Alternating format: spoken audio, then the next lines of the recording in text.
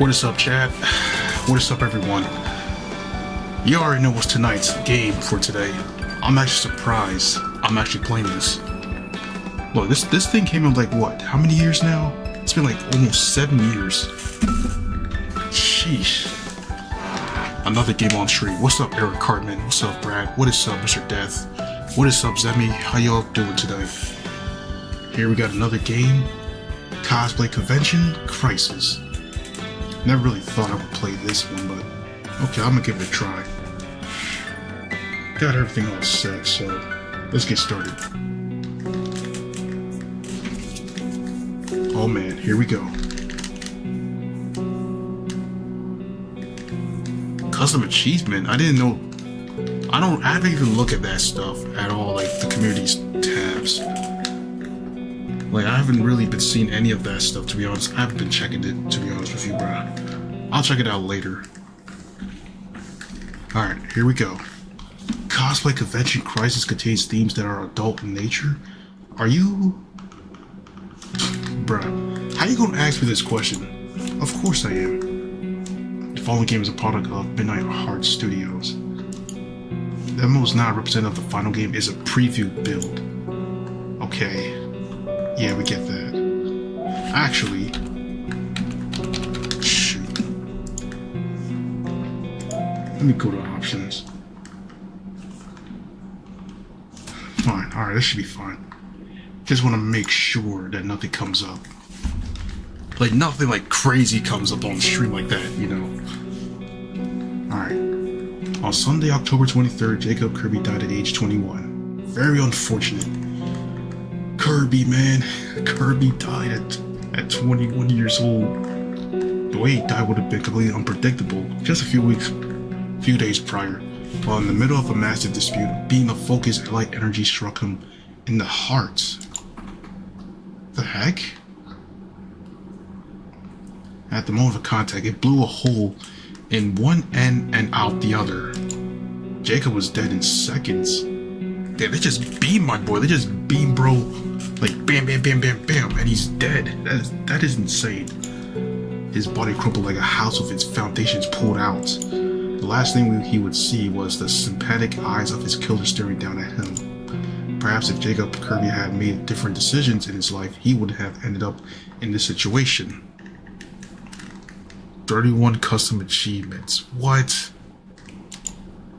Perhaps Jacob Kirby might have lived to see his 22nd birthday. Perhaps Conton wouldn't have been the last convention he would ever get to attend. But maybe there was no way Jacob Kirby could have avoided such a heartless end. Maybe from the moment he met his killer, it was destiny that she would be the one to kill him. Perhaps maybe life is strange that way. It's the present day. Oh dear. I was one of those first people on the back of the bus. I walked in the back and claimed the center seat where everyone probably expected me to sit. My name is Jacob Kirby, and today is Thursday, October 20th. First day of Conton. My right side of the bus was being taken up by Comic Club, left side by the Anime Society, which meant that as the only member of both clubs, I probably had to take the one in the middle seat. The other students fall into one side or the other. They barely look at one another. Fun fact, at my school, the Anime Society and Comic Club hated one another with a burning passion. That is insane. But you can still find the same kind of people in both sides, despite them just hating on one another. It's absolute lunacy. Which is why it was amusing that this year Conton, the local anime convention, was joining up with a Cape City, the local comic book convention, and it was doubly amusing that the school and Metro only lent us one bus. I went over my bag on one last time. Badge check, outfits check, food, so I didn't have to pay the outrageous food court prices, check. I just buy food outside of it. I need to buy it at the court. I mean, I did it one time at a convention though. Just once. I smiled. No boring classes, no life-sucking part-time job, no obnoxious fantasy, football obsessed roommate. This was going to be a great weekend. Please tell me you actually have your badge this time, dumb shit. Who's saying that? What? A girl in boyish clothes threw her backpack into the seat opposite mine and sat down. I gave a half wave. If it was in my backpack the entire time, then I didn't lose it, Amanda. If I had lost it, I would have actually had it. If you didn't have it around your neck and you weren't able to get into the car, I'm pretty sure that's called losing it. Amanda had been my neighbor in elementary school, middle school, high school, and also I guess we went to the same college now. She had learned how to, as she put it frequently, tolerate me. Are you going to tell me what cosplays you actually brought yet? You'll just have to wait and see. Tell me this much, did you bring any female characters this time? In my entire life, I had swear to God I only seen her really cosplay as a female character twice. Once it was Dave Menno from the Y People, the other was Illuminate from the Final Fantasy... Wait, 13? Both of whom look rather androgynous. Never heard of that word. This had been some of a pattern with Amanda for a while. Her only sport was intramural frisbee. I had literally never seen her in a dress before. She actually wore a tux to high school prom. What? Would it surprise you to know that I did bring a female character this time? What is... bro. Okay, you're in the chat on both flats on the phone. Phone for audio, PC for texting, live stream. Copy. Now that she has the short hair and dress genders neutral, does she have short hair and dress gender neutral? Are you going to be cosplaying anything this year? But if you are telling me what you brought, well then, fair is fair. Amanda grunted and recrossed her arms. Before the convention could go anywhere else, another family face stepped into view, a sweet familiar devilish face. Ooh, the seat next to you is open. Makoto, mine, approached us with her usual playful grin. Amanda's brow immediately furrowed into a glare. Makoto. Hey Makoto. Amanda's voice was daggers. Mine, meanwhile, went down 2 octaves. Makoto seemed oblivious. Her smile was unshakable. Makoto was mine, an international student from Kyushu, Japan. But you wouldn't know that from her accent. Her English totally flawless. Wait, hold on. 12 offline achievements, 9 online, 9 extra, up to 31? All of that in total? Wait, hold on. So 12 offline and 2 of those of 18. Wait a minute. That's like 30 achievements right there, Eric. Unless if there's like 1 extra, like... Because altogether that's like 30 rather than 31. But that's good though. I met her for the first time at the beginning of the year in Enemy Society. From minute 1 she made my head spin. For some reason she was all over me. Touches, glances, everything. It was something of a dilemma. On one hand, what straight man hates affection from a hot girl? On the other hand, Makoto definitely on the crazy side of the hot to crazy scale. And then there was the incident. Oh dear, 2 weeks ago. Yeah, you miscounted because that's 30 right there when I counted that. I was like, wait, that's 30, not 31. And to think you thought of Tsugumi from Savannah of the Witch was the main one that actually didn't look out of place in male clothing. Bro, I've been seeing some shows with females like dressing up as butlers and stuff. I'm like, dude, it's gonna be like one of them things like, wait, is this a trap? Or something like that, I guess. Anyways, I had spent the better part of the attack on Cyclops movie holding my bladder. I could have gone to the bathroom and missed part of it, but at the time staying and squirming had seemed a better option. A few seconds after I flushed, I'd hear a sound at the bathroom door. I was still collecting my bearings. I figured it was just another guy coming in, probably someone else from the anime club. What I've been out of my mind to expect was the door to my stall being slammed open. You could say I was caught with my pants down by this turn of events. Hey yo, whoa, oh god. Yeah, it's 30. Yo, brace yourselves, y'all. So that's where you were hiding. You had me worried you would leave before we could spend any time together. Ew. Makoto was standing there in the bathroom, looking into my stall. There was no illusion this was an innocent prank. Hell, she'd even taken off her shirt. When has she taken off her shirt? Your brain couldn't math. Like, I counted that so easily when I caught onto it. My eyes were caught by her creamy pale breast. Why has she taken off her shirt? After I managed to put my brain back together, the first thing I did was a cover-up. She must have had a solid 5 seconds of watching my expose. Hey yo! Before I could even stop her. Oh, you don't need to do that. I was liking the view. You have played a few VN. You like a few of the Let's Plays alone. You like to see what you mean? Dude! Yo, what's up, Sneaky? Dude, I hope it's not one of the things that's gonna pop up all of a sudden. I ain't trying to get a... What does this do? Oh.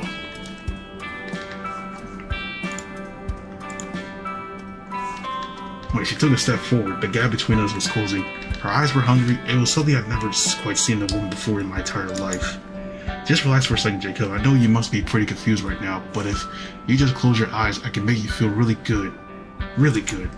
She was blushing slightly by comparison, but my cheeks were probably stop light red. I've been told I'm very good at it, you know. Making men feel good. I can make you feel good too. Dude, what the heck? You can DM 1 or 2, both of them after the stream is over. Alright, sure. Oh, send them over. What the heck am I even going through? I hope it's not anything bad. Just close your eyes. Close them tight and relax. I was paralyzed, totally paralyzed. Her body was so close to me and she was only getting closer and closer to me by the second. I didn't know what to do. This was wrong, wasn't it? Her bursting like this. Part of me just wanted to let this happen. Look, Makoto, this is pretty weird. Can we take a second and just slow down, talk this through? But Makoto didn't even seem to be in the mood to talk through anything. She looked hungry, her lips parted. Drawing closer for a kiss? It would be so easy to just... No, this is too weird. No, we're not doing this. You shouldn't be in here. You need to go. Yo, oh nah, I hope nah, this is crazy. I rose to my feet. My position was solidifying. How Patchy thought this was okay? Did she think she could just ambush me on the toilet? Go now. That did the trick. Makoto's face sunk into a strange frown. I could almost see the gears in her head spinning. I watched my eyes to hers. It was easier to keep my resolve than I had looked down at her exposed. Okay, I'll see you next week then, Jacob. Toodles. What the f... And just like that, she threw her shirt over her shoulders and just walked out of the stall. It was like, for her, none of that really happened. It was all nothing but a game. Makoto was true to her words.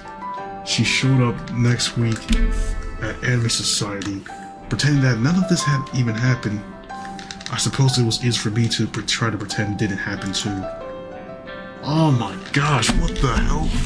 Yo, what was that bathroom session right there? I'm sorry you guys have to see that part. Like, those who are not used to this. That's crazy. At least we're out of that for now. But anyways, Makoto slid into the next seat to me and curled up into like a cat who found a warm lap.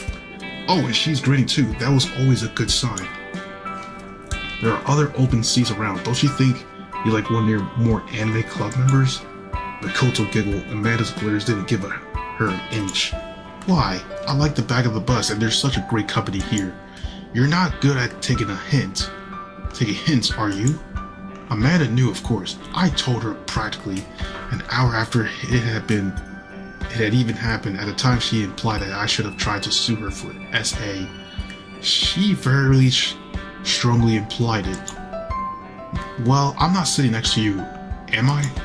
I think Jacob should just be the one to decide if I sit next to him or not. You knows I'm sitting next to him and not next to you. Makoto turned to me with a prayer gesture and big round kitten eyes. Yo. You sure, 30 achievements is nothing compared to the Mario Party Jamboree's 116 achievements. Jamboree has a lot of achievements than... Like, Mario Party will have a lot more achievements than other games, to be honest. But 30 is enough to keep people playing to get them. Yeah. I agree, though. Means not everybody got there halfway. I'm still like halfway, too. You've seen awkward scenarios like CGs and rom-coms, but that's just That was just a plain weird. Yeah, like he just came at me in the bathroom. Like I was just, bro, I'm just taking a piss. Like how you even get in here? Do you want me to go, Jacob? Let's hear it, Jacob. Do you want Makoto to go? Maybe it would be better to send her away. Deep down I calmed down about the whole incident, and it's not like I would mind having her throw herself on me for the entire ride too much. She probably just liked me but didn't know how to express herself right. Though, if I let her stay, Amanda would probably spend the entire time glaring at her, and probably at me too. Amanda could just get a bit catty when she was bad. Perhaps it would be better to consider her feelings. Man, that's very unfortunate. I guess you should stay at. I don't know, bro. Well, actually, at least there's multiple endings, so I can go back and just try it out for another stream. If you want all the dialogues, apparently the game Master Chief has a collection of 700 plus achievements. I think GTA might have that much, or if not more, because including like random little side missions that are very silly that are included in there. If you want to see all dialogues, you know, actually, I think I might have an idea. Just let her stay. She gotta sit somewhere. Besides, Makoto isn't going to cause any trouble on the bus. I turned to Makoto and stared at her with as much intensity as I could. It was not a face that left much out to the interpretation. Alright? Oh my goodness. What was that? Me scrambling on my words. That's absolute. That's crazy. I'm just an innocent little kitty. I promise I won't make a fuss. Fine. Amanda's facial expression was locked in a death glare that could probably kill a weak-willed mortal with a single glance. I didn't see you in an anime society last week. Were you busy? Yeah, I had a shift at work. The normal guy who covered it took off. Oh, that's a shame. It was pretty boring. Me, though. We just played anime trivia for half of it. You didn't miss anything. I bet you spent the entire time checking the door to see if he showed up, didn't you? Makoto, of course, continued her new policy of openly ignoring Amanda. At that moment, the bus kicked into gear. The trip to the Canton was on its way. For the first 10 minutes, we chatted idly. Amanda was mostly quiet but would interject here and there, mainly for sniping at Makoto. Makoto spent that time lavishing me with attention. There were a few moments in here where I seriously had to stop myself and ask, what reality did Makoto drop here from? Bubbly and attractive but still following me around? Seriously? Do you want to hear what cosplays I brought with me? No. Damn, that's a solid no. Well, never mind, you just realized there's a game on Steam called It's Village with 12,000 plus achievements. God damn! 12,000 achievements? That's gonna take years, bro. Like, you gotta be, like, dedicated to that game to get every single achievement. That is insane. I guess. Well, I got this cool Red Phoenix outfit for cheap. I'm not much of a comic book fan, but I really like the material latex. Oh, I also have this wonderful cat girl maid cosplay based on Chocola from Cat's Paradise. I put it together myself. You played Cat's Paradise, right? Fuck! If there were ever a moment to have a pause button for a conversation, it would be this one. The problem was that I actually had played Cat's Paradise. It was this silly little cat girl in the maid hen type visual novel that was decently popular. Oh my days. This just kind of reminds me of one game I played on Steam. That's right, I said hentai. That's the kind of game we're dealing with here. On one hand, I can fiercely deny ever having even heard of it, but on the other hand, Makoto was so out of this world bonkers that she might actually prefer me to openly talk about a hentai game. That is insane. Like, that is just crazy. You have someone that can literally talk about this to you. Dude, that is insane. But I don't even know at this rate. You know what? Should I? You know what? Screw it. Let's see what happens. I mean, I tried it out for a few hours, and just out of curiosity, you know, a friend of mine owned a copy. The Cult of Guild, there was no way she didn't see through my line about a friend. Still, somehow, I actually had the courage to say that in public. That was surprising. For her part, Amanda raised an eyebrow. What's a cat's paradise? Neither Makoto or I answered that question. Anyway, I have 2 more cosplays planned, but they're secrets. Girls got to have some surprises, you know. And Makoto gave me a flirtatious wink. It reminded me how much I still didn't know about her and her motives. Dude. By the way, I'm going to mention, if you aim to get all dialogues, you need to do 2 or 3 playthroughs to get maximum points per character. Seriously? Oh, yo, I just got 5 points. I just noticed now. What the heck? Oh, shoot. I'm just now noticing this. I wonder what's the maximum points. Is it like 10 or like 30 or so? Dude. Okay, it looks like I see what's happening here. Alright, I decided to test a theory. Actually, Makoto, I have a question for you. Oh, what is it? What did your last boyfriend think of the fact that, you know, well, what did he think of how much you like geeky stuff like anime and H games? It's kind of funny, but I've actually never had a boyfriend before. Well, at least not like a proper boyfriend. Makoto scrunched up shyly at the question, but didn't break her usual playthrough expression. Really, that's pretty surprising for a girl as pretty as you. Do you have a strict parents or something? You think I'm pretty? You're sweet. Yo, okay, and another answer to the confusing pile. Was she being genuinely bashful or was she screwing with me? What? Like, you see this? What? Eric, you see this?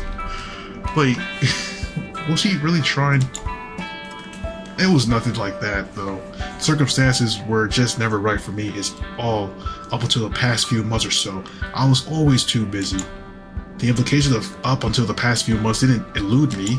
Before I could ask a follow-up, Amanda coughed twice into her hand. I think we're going to be there soon. I saw the 7-Eleven on Oak Street, and I remember that was only like 5 minutes away from the place. We should get ready to go. Oh yeah, I guess we should do that. You're staying in room 302, right? Makoto perked up at the question. Amanda mouthed a swear word. My guess was that she hadn't intended to say that loud enough for Makoto to hear. So you can get all Makoto's points and dialogues.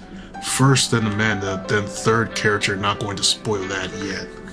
I'm betting that blue one's some sort of an alien that's going to come at us.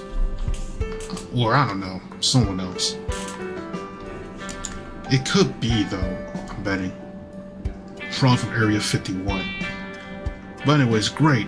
I'm just right down the corner of 304. After you've settled in, you should come over so we can plan what panels to go to.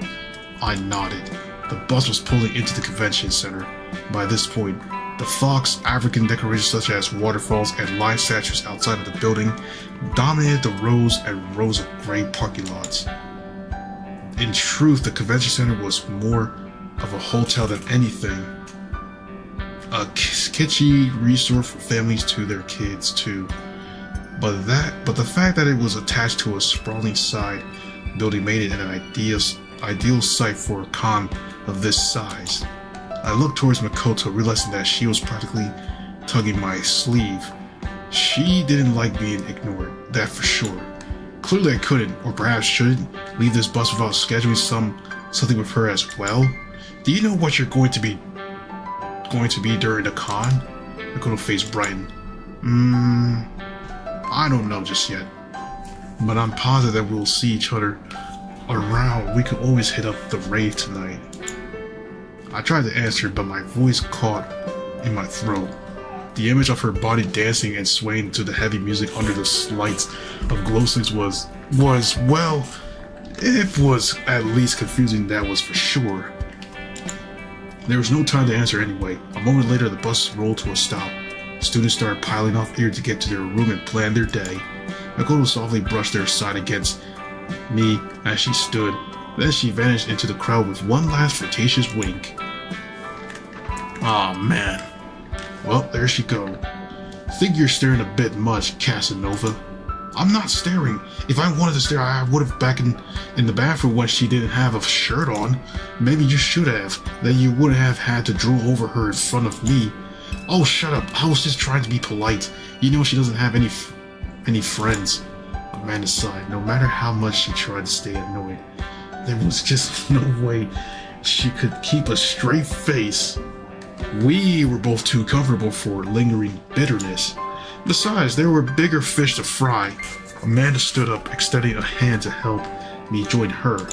The minute you stopped owning your politeness was when she invaded your bathroom stall trying to, smash me. Come on, moron. Everyone's already left the bus. Crap. Man.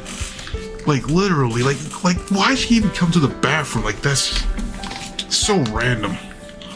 Of course, but anyways, let me see this. Fox, pronounced as faux, insinuates imitation or fake if you prefer to go by easier terms.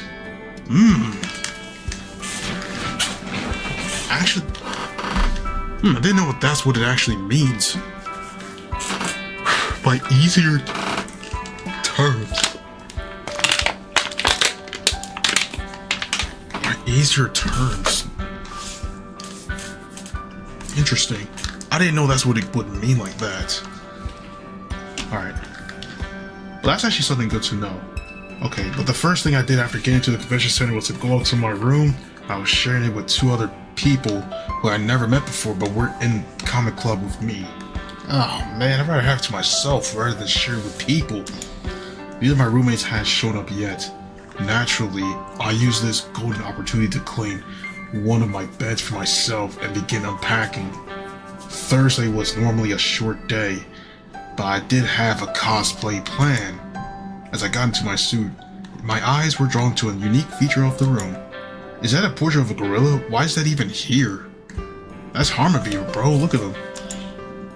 The gorilla portrait had eyes that followed you around the room like those old Uncle Sam posters. They stared down at my undressing body ominously. Oh man. This hotel was totally weird. Why was this thing even here? Hello again, Zemi. Welcome back. How you doing? You never thought you'd be giving the trivia during the VN live stream. Man, that seemed out of the character for you. Although I was supposed to dive into this stuff, like, as I'm going through to, like, get behind all this. But the trivia stuff on the side, that just makes it even more, I think it makes it even more interesting with the live stream together. This and that together like that. I guess that pretty much helps. It makes it kind of interesting for those who like to see this stuff in here. But you know what? I tried to throw on my outfit in a hurry. Amanda was still waiting for me in room 304 after all, but before I could even leave, there was a knock on the door. Hello? Got tired of waiting? Someone was being a girl about getting a dress. What? No way, is that who I think it is? Green Lantern. Jeez, I have not seen this in a long time, that show. Yeah, sorry about how long it took. I was in a staring contest with a gorilla. What? I pointed out the strangely ominous gorilla painting. For her, Amanda just seemed to find my reaction kind of funny. I've seen weirder shit than that. Nothing fazes me anymore, I guess. We going? Panels are already starting. What is this? DC anime girls? Hey. Bro, it pretty much like a whole cosplay convention. Dude. Amanda was already off running towards the hallway before I could agree. I grabbed my backpack and my key card before following after her. Amanda paused in the hallway, only a few yards away from the hall where all the panels were concentrated. Hey, one more thing about what happened on the bus, just real quick. Well, that sounded serious. I paused to hear her out. What's up? I don't trust Makoto. You were doing such a bad job of showing me back on the bus. I don't mean it, I don't like her. That's fucking obvious. No, I mean that I think she's lying to you about something. Every word out of her mouth is some kind of a manipulation. I'd keep my distance if I were you. Lies. Why do you think of that? To be honest, I don't know. She just gives me the creeps. Hell, I felt that way even before the bathroom incident. I'm also unsure of how to respond. Amanda is one of the people I trust most of. If she really didn't trust someone, I shouldn't take it seriously. Still, she really was talking this grudge of hers against Makoto way too far. Amanda looked down, then she nodded. If you say so, I just don't want to deal with your whiny ass when she reveals she's crazy. I mean, we could probably just hit her with a self-beef. Something like that, but I don't know, bro. Green Lantern, absolutely childhood classic character. He was in the DC instead of Marvel as a kid. But I was into both of them back then. Like, me and my brother were just, watching the stuff, checking out the shows and stuff here and there. That was the days. Those were the days. But anyways, afterwards, Amanda went back to ranting about what particular panel she wanted to go to. It was as if that interlude had never happened. In fact, that would surprise no one. She rejected outright any of my suggestions for an anime-based panel without even the slightest bit of consideration. Alright, so it's not quite lunchtime yet. That means we have time to go to either the panel on Marvelous movie adaptations or an interview with the creator of Bane. What do you think? Do they have any guests at the Marvelous movie one? Nah, it was a fan submitted. So tiny projector, PowerPoint presentation, probably a guy who sucks at the public speaking. Amanda shrugged. They could know something about comic book movies though. You never know, right? Plus not necessarily a guy. The con floor was already packed with activities. Much of it was in front of the registration desk where a line of people out the door were waiting to buy badges. This was why buying badges ahead of time is smart. 1 second. Someone is calling me. Oh god damn it. It's work. What do they want? I raised an eyebrow. Since when did Amanda have a job? Today you can't be serious. You guys can handle this without me. This is my off weekend. I told you guys way in advance. Yeah, I know it's important, but time always is important too. Do you know how much stress you caused me? She took her phone off and her ears for a second and leaned back towards me. Can you go ahead? We can just meet each other in the food court at lunch. Are you sure? Positive. There's no way they're talking me into coming into work on the Conton weekend. No way in hell, but I need to take this right now. Alright, you have my number, I suppose. Damn. I wandered around the hallway, looking for something to do. Now that Amanda wasn't here, I could consider going to one of the anime panels, but I kept on losing my train of thought. That had been her work calling, right?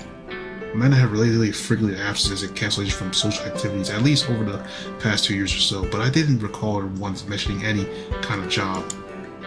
I would have to ask her about that at some point. In the back of my mind, I considered the possibility that I might run into Makoto. If I did, what would happen when it was time to meet up with Amanda for lunch? The incident on the bus wasn't to be repeated. Oh god. You say it was a classic case of more questions than answers. Agreed? Sounds like it. Bro, I need to do one more thing. 100% Mario Wonder Switch 2 edition. Wait, I thought you were already done with the game. Like, that DLC takes like 4 hours if I recall to beat. I thought you were done with the game itself. I decided to just go outside for an hour. Watch some of the people roll into the con. Might have seen see a cool cosplay or two. It was nice out. The grass fields in front of the entrance made an excellent place to rest in. I wondered idly when the Crash Bros tournament was going to be. I need to sign up for that. So Super Smash Bros here is Crash Bros? Or maybe Crash Bandicoot Bros? A Super Smash Bros. like clone? Could be one of those. All my normal worries were about to be superseded quite soon. I barely noticed at first. A group of 3 sci-fi cosplayers, 1 blue girl, and 2 dressed like robots were walking around the grass holding up some kind of a fake scanning device. Could that be this one right here? Might be. This appears to be the location specified on the locator. Your Royal Highness? I just closed my eyes and tried to ignore them. What show were they supposed to be from, anyway? Is this where the strongest signals was from? Negative. We lost that signal, Your Royal Highness. We believe some kind of cloak technology is the cause. Oh man. Who can you think this could be, guys? Negative? Oh no. Oh, and they were role-playing their characters. Wonderful. They saw me trying to sleep here, right? And we believe that signal was associated with the culprit, correct? Affirmative. Very well then, I'll speak to the planetary resident who is giving off the tweaker signal. I can obtain more info from her. That was the moment that I woke to someone screaming in my face. Hello, Earth resident. You are alive, yes? My eyes shot open. The woman in the blue alien costume was standing right above me. They surrounded me. I had one of the robot cosplayers flanking on me either side. Oh no. Oh no, this ain't good. If you were willing to, you could keyword could do it in 4 hours. Literally. I could literally just attempt it though. If I buy the DLC. But do I have to beat the Mario Wonder first before I can play the DLC or something like that? Or I could just go straight to it as the DLC is there, because I have not beat that game since. Well, there could be backstory or speculations that Crunch and Crash are possibly related. So it could be that though. Oh dear. Excuse me. Can I help you? Yep, I knew it. That's her right here. Oh, actually, I didn't think you were dead, but I didn't know if Earth residents slept, so I had concerns. What is she exactly? She? Why is this woman calling me a she? Someone was fucking with me? Someone must have been fucking with me, bro. There has to be something going on, bro. This is actually sus. Our records indicate that this creature is a human. But where are her breasts? Do humans not have breasts? Hey, yo. I'm a whole dude. Like, how you gonna say I got breasts? What? He. I'm a guy. I narrowed my eyes. Like, yo. Like, what? Hey, you trying to assume I'm a woman, son? Or just trans? Nah, let me stop. But still. The reports indicate that the human species possess gender species besides female. They are still in the process of evolving the Y chromosome out of their genetic makeup. So this is a male human? That's why there aren't any breasts? That is correct, Your Royal Highness. That is so interesting. What? Okay. I guess they're just excited to see a guy for the first time, huh? The girl in the blue body paint practically shook with excitement as she said it. Jesus, she was method acting hard. I was getting pretty tired of this shit already. Can you tell me what's going on now? Certainly, my name is Talia, and I'm Princess and Justicar of Avia. I've come to take you into custody with the intention of extracting information related to a high crime against the people of Avia. What? Hey, whoa, what the? What?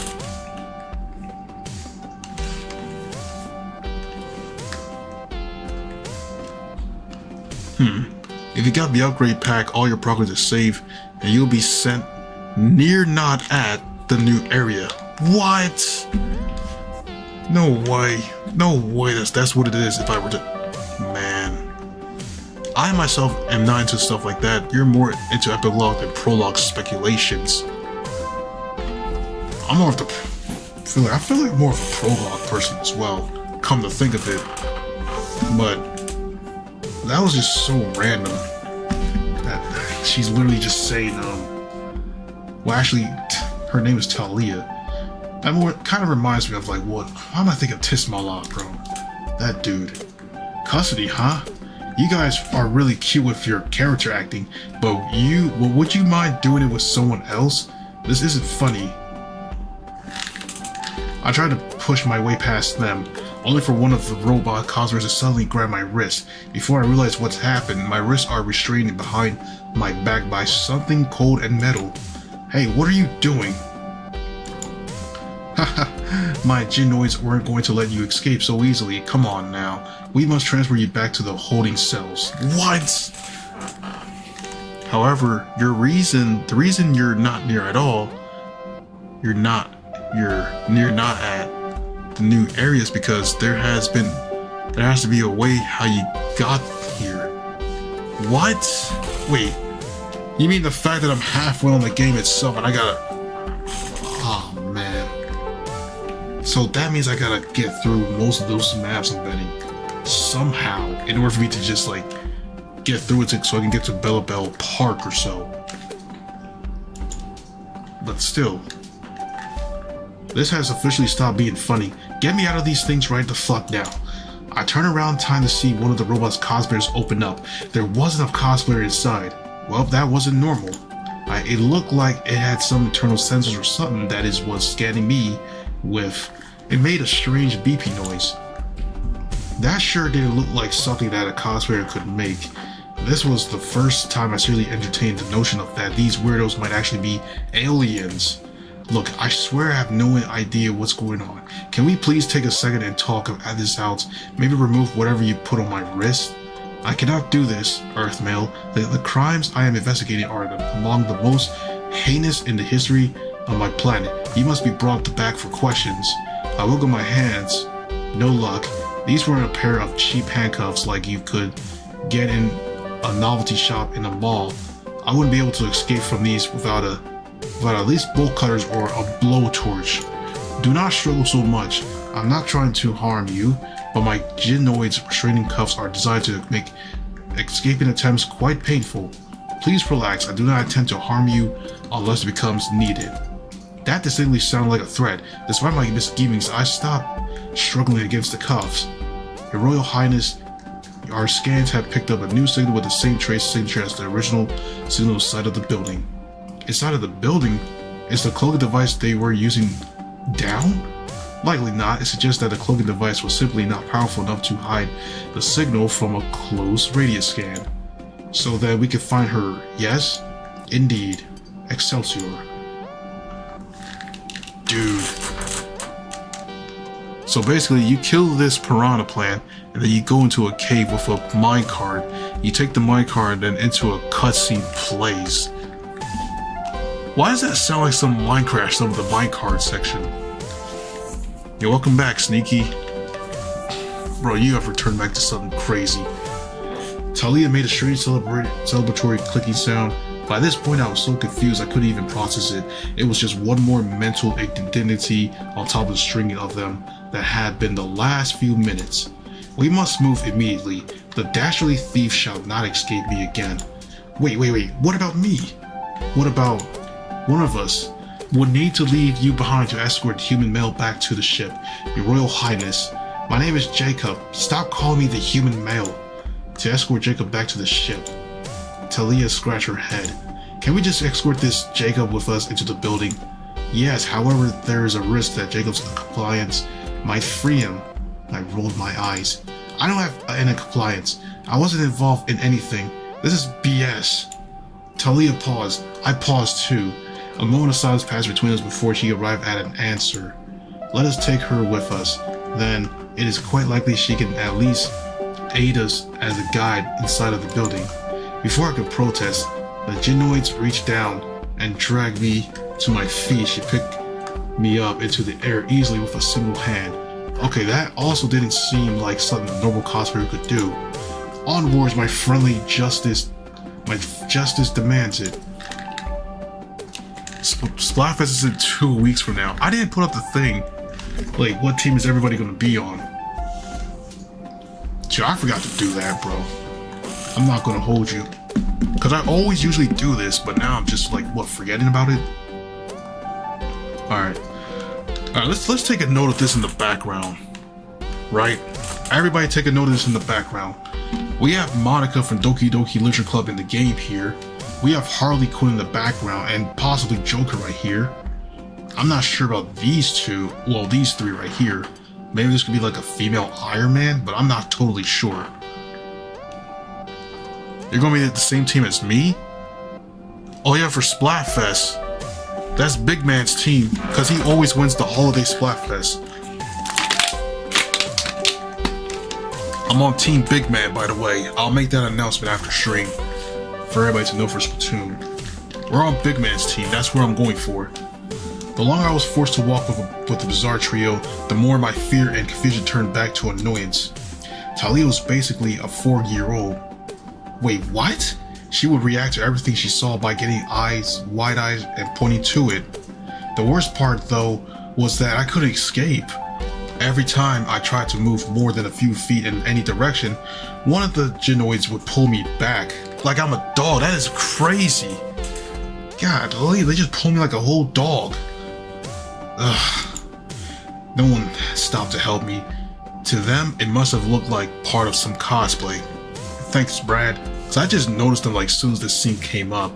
But still, who are those three that we don't see right here? Talia pointed to a man and a woman dressed as Joker and Harley Quinn. Yeah, I was right. That's two of them right there. Why are there so many of the Earth creatures humans? Why are all these Earth humans wearing such varied apparel? Is this what you wear while doing traditional spiritual activities? I rolled my eyes. What? No, not really. This is a geek fandom convention. We dress up in costumes at these bays on our favorite shows. What is a show? So is that a religious ceremony of some type? Anthropology and nihilist systems rate chances it is religious holiday at 78%. I arrived at the next piece of evidence that suggested that perhaps Talia might not be from this planet at the door with a normal turning handle. So the bite of 87 took place in 1987. And what happened? It was like a big bite? I guess you just never bothered to acknowledge the background of certain scenes. You just never bothered to? I mean, there is like some, at least good stuff around. Actually, this is like a hotel. The background is just like a hotel, it reminds me of. I don't know which. It's like a hotel in Jersey, like an old style. Never been updated. It looks like this. I arrive at the next piece of evidence that suggests that perhaps Talia might not be from this planet at a door with a normal turning handle. Talia handled it with less than finesse. For the next full minute, the girl proceeded to try repeatedly to open the door with various hand gestures that she tried telling it to open, that she tried hand gestures, that she jumped around in frustration. Bro, what? She can't even open the door, just push her pull. What? I just stood there dumbfounded. If this was just play activity, then she was awfully good at it. It sure seemed like this woman, who was probably an adult, couldn't open a door handle right.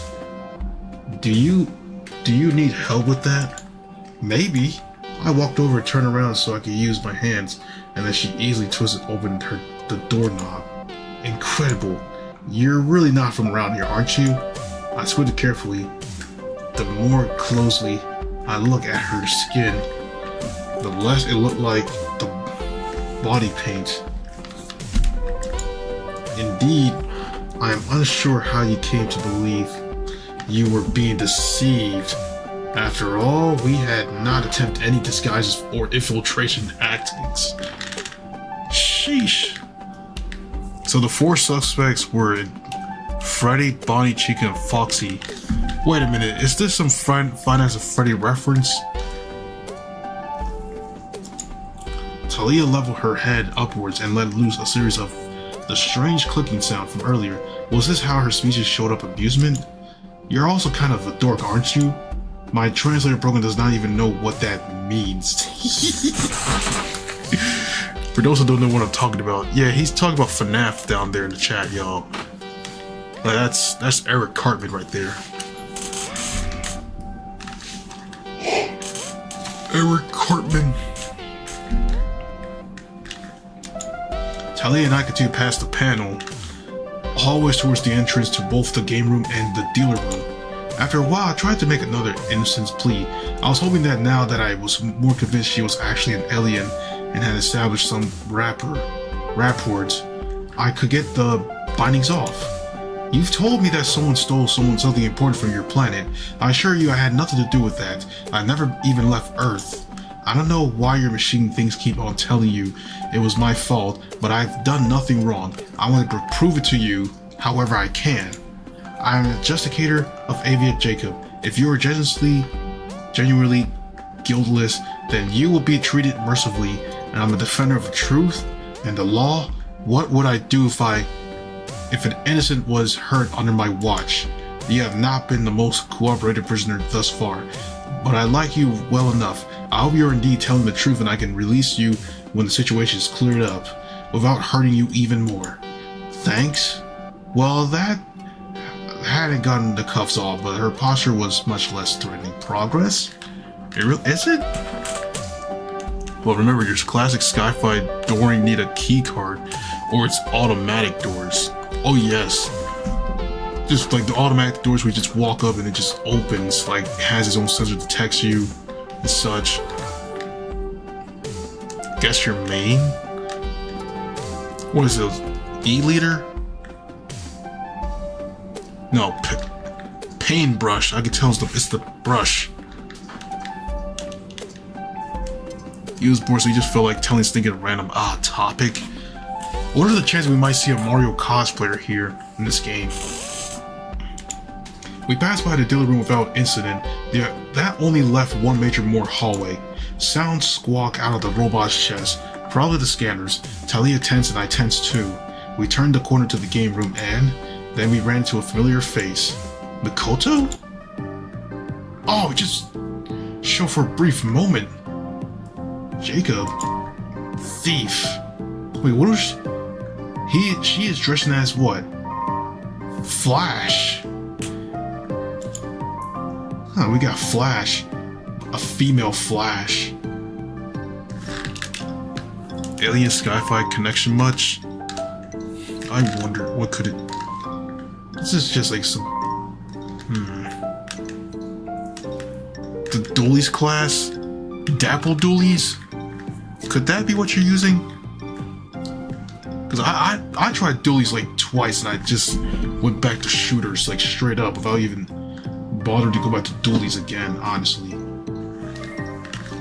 So I was right, Dapple Doolies. Talia reached into her suit and seemingly from nowhere drew a comical-looking sci-fi weapon. She held it aloft in one hand, glaring sternly at Mikoto. For her part, Mikoto was still gasping.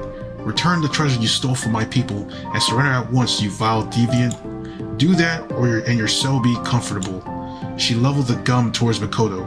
Some people crowd around the scene from their whispers. Perhaps they might have thought it was some kind of a photo shoot or game, just like my earlier captivity. Oh, I know you. It's the Justicator. Wait, what? Wait, what? Mikoto took a step backwards, partially turning away bashfully. Aaliyah kept turning her toy-like gun, looking gun steady on her. I guess I'm not going to have to give in, and... No! Okay, now we can see what this guy is. Yeah, I have no idea where this dude is from, honestly. I have no idea. If any of you guys know in the chat, like, let me know. A flash of red light blinded me. I didn't know what was happening, but the sound of weapons firing convinced me to duck. Wait, she turned into, Catwoman? Good plan. When the light faded, Mikoto had shifted into her strange red latex outfit that clung tightly to the curves of her body. Oh, Amanda's in the scene. Around us, the other people who've been watching blinked. A few complained about the light show. At least for the moment, I'm more concerned about the strange sci-fi weapon that has suddenly appeared in Mikoto's hand. It was aimed at Talia, who had resighted her aim back on Mikoto. They were in a Mexican standoff? There was also one major change in the situation though. Behind me, both Robot Talia had been accompanied by were laying on the ground destroyed. Smoke rose from their chests, and the confusion had Mikoto shot them. Well, the cat burglar makes sense. Cosplay? Maybe or maybe not. Okay, actually that's not. I know it's not Catwell. I was just trying to assume like who. But I guess cat burglar could be it.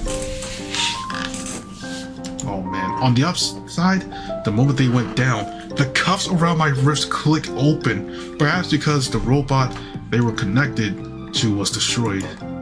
Ah, you thought just because you found me that I'd be easy pickings. That's cute. No wonder it was so easy to get past you the first time. Don't you dare mock me, you villainous cur. I am not a merry genoid. I am the justicator of Avia. If you think I can be dispatched that easily, you're mistaken. You are coming home with me. If you resist further, I will bring home your ashes instead. Whoa! Whoa there. Whoa there. Nah, this is talking crazy. Justicator of Avia? If you don't bring me in, I wonder how long you'll have that title for. Maybe they've already demoted you and you don't know it. You know, speaking of this kind of a... Why does this remind me of Sakura,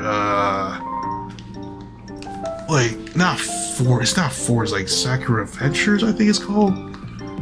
Because you got this fox, Stella, I think that's her name, like Justice of, what, Wind Waker? Windward? I forgot, this is what this feels like. This is what this feels like, to be honest. Oh my gosh. Justice of what the fuck? Oh my gosh.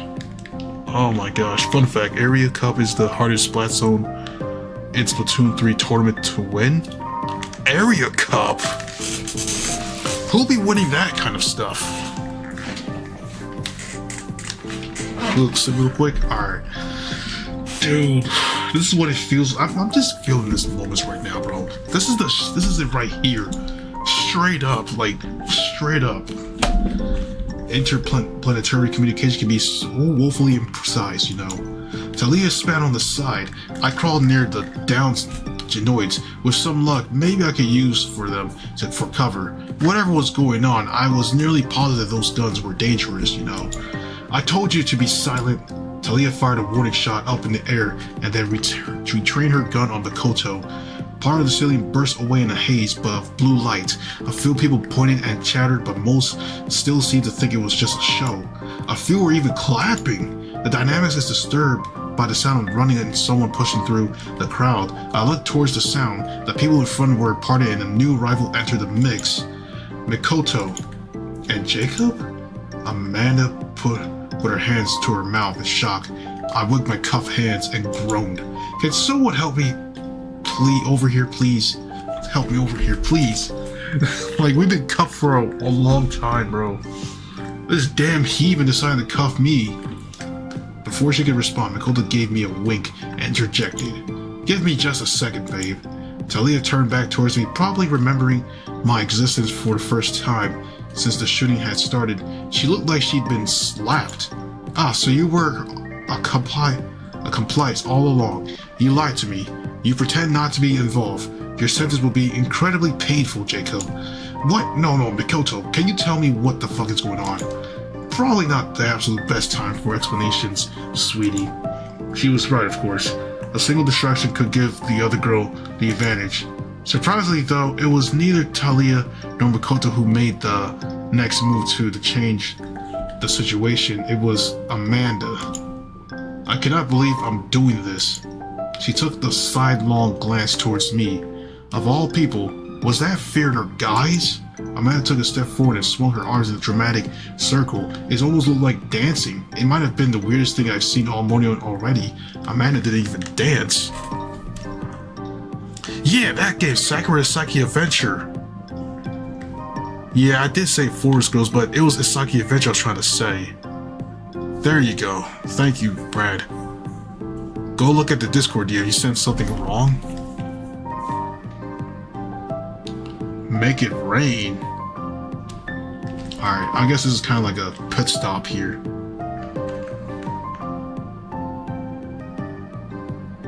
Putz 12? You actually ran to Putz 12? No way. But right now, my friend list, he's playing Legends of Idolian. Never heard of that game before. That's crazy. Maybe it could be a fan. It could be a fan, like a Putz 12. What? As her body moved, strange lights appeared from thin air, clinging to her. In moments, her entire form was covered in blinding pink light. I hadn't expected this, bro. Talia gasps. Curses on one of Earth's defenders. Here, what a dire turn for this situation. If the lights weren't enough by themselves, Amanda was soon covered in seconds of wave-throbbing energy, multi-shaded pink flashes that took the shape of hearts. Whoa! In a sudden burst of movement, Amanda emerged from the pink heart, spreading the light behind her like a halo. But this was an Amanda different than any I'd ever seen in my life. Her short, boyish hair had been converted into a swirled back length mass of blonde locks. Her Green Lantern cosplay had been totally replaced by a pink baby doll esque outfit adorned with lace and ruffles. But she wasn't even wearing that during this fighting scene right here, though. She was even carrying a sparkly pink scepter. As she emerged from the transformation, Amanda's body moved from robotically into a dramatic pose with her scepter raised high in the air. It was like she was losing the fight with her own body. So it was the real Putz 12 then. Damn, he's just playing the game, raging, but not even streaming. At this point. Man, well, I guess that's what he's doing now at this rate. I wish he could just stream again. As far as it sells, love will prevail. At last, the transformation was complete. The light dissipated save for a halo of random sparkling, and she swiped her scepter towards the two combatants. Magical Defender Pink will save the day. It was only at the moment that Amanda seemed to have realized she had an odd audience. The crowd was watching. I was watching Makoto and Talia were watching.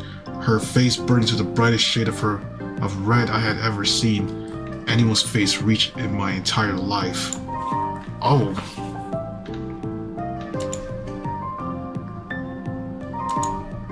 Her arms flew over her body in a desperate attempt to cover up all of her exposed skin. She was practically crying. Oh man. This was an approximate limit of my ability to process information. Alien, sure, why not? Makoto has sci-fi weapons and wears a boner, including latest catsuit. She was already weird anyways. But this, I've known Amanda for 16 years. Literally the vast majority of my life. And she was some kind of Mahou shoujo? My brain snapped. What the fuck is happening? Makoto had also looked pretty shocked by the entire transformation, but recovered a few seconds later. Feeling a little undressed there, cutie? I didn't know pink was your color. Shut up! I've never transformed in public at all.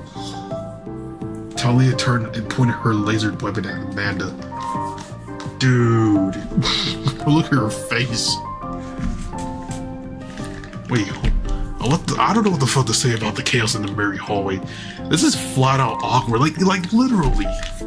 Yeah, like what the fuck? Oh my days. Did you win the match? Yeah, you probably definitely win the match. I could tell. He probably was just raging hitting the table at that point. I know pets for that stuff. Talia turned and pointed her laser weapon at Amanda. There's nothing you can do to stop this, Magical Defender. Please leave immediately. This criminal stole one of the tree sacred treasures from the secret vault of Avia. She must be punished. Her face softened. It was more of a plea than a threat. Amanda still tried to keep her body covered with her left hand, but pointed the tip of her scepter towards Talia. You lost the match because of your teammates. That is insane. You probably would have just won that, but I get they got. I don't know. They must have got excited because it's putts and all, but that's crazy. How you lost like that. Amanda still tried to keep her body covered with her left hand, but pointing the tip of her scepter towards Talia. Earth is our jurisdiction. jurisdiction. You don't have the right to do this. If you make a move to hurt any humans, I will stop you. She turned to Makoto, though she tried to bury her cheeks in her shoulder to hide the blush. If you want to save your stupid butt from this alien who definitely horribly wronged you, you really should shut up your mouth for 5 seconds, okay? I wasn't able to say a word. I was barely able to even keep up with the conversation. It's really silly that you think I need your help with anything. Her grin darkened. Watch this. Huh? Talia realized a moment too late that her gun had been on the wrong target before she could bring it back to focus on Makoto's series of red blasters rang out from her weapons. Talia dodged, opening fire with her own series of laser strikes. Oh. But the sudden shock of Makoto's attack won the bout. A red beam struck Talia right in the chest and it burned a hole through her, and she fell to the ground with a scream. How do you think they achieved that effect? I don't know, but it was fucking amazing. In the chaos, Amanda rushes over to Talia's side, trailing glittery sparkles with every step. Her hands went searching around, checking for vitals. Jacob, please help me. That did it. I was still almost paralyzed, but the request was just enough to get me to scramble to her side. Blue alien blood dirtied the carpet. Talia was still moving, but clearly fading fast. The queen is fading! Fading fast! Okay. That's... Damn, so alien blood instead of being red is blue. Man, I wish mine is blue, man. That would have been nice. I would have some blue blood. I looked back for Makoto, but she'd vanished without a trace. It must have been easy in the confusion. He must return me to my ship. She gripped the front of my shirt. Her blood covers it. Even if I die, there's a contingency. What could I do? My brain was racing too fast. How would I even do that? Where was her ship? What would happen if I did? Clarity only came when I felt a gloved hand on my shoulder. It was Amanda, and she was almost shaking us almost as much as I was. Do you know which way she came in from? From the front entrance? Got it. With the slightest of ease, she threw the girl over her shoulder. She made a dash for the exit. With seconds, the two were almost into the sea of people coming into the con. Now was only one remaining. Me and the destroyed Genoids from... No, wait, the Genoids have vanished too. How did that happen? The fuck was that? The crowd had already begun to disperse. The show was over. Eventually an employee from the con over and asked if I was part of their cosplay group. Something about damage to the ceiling?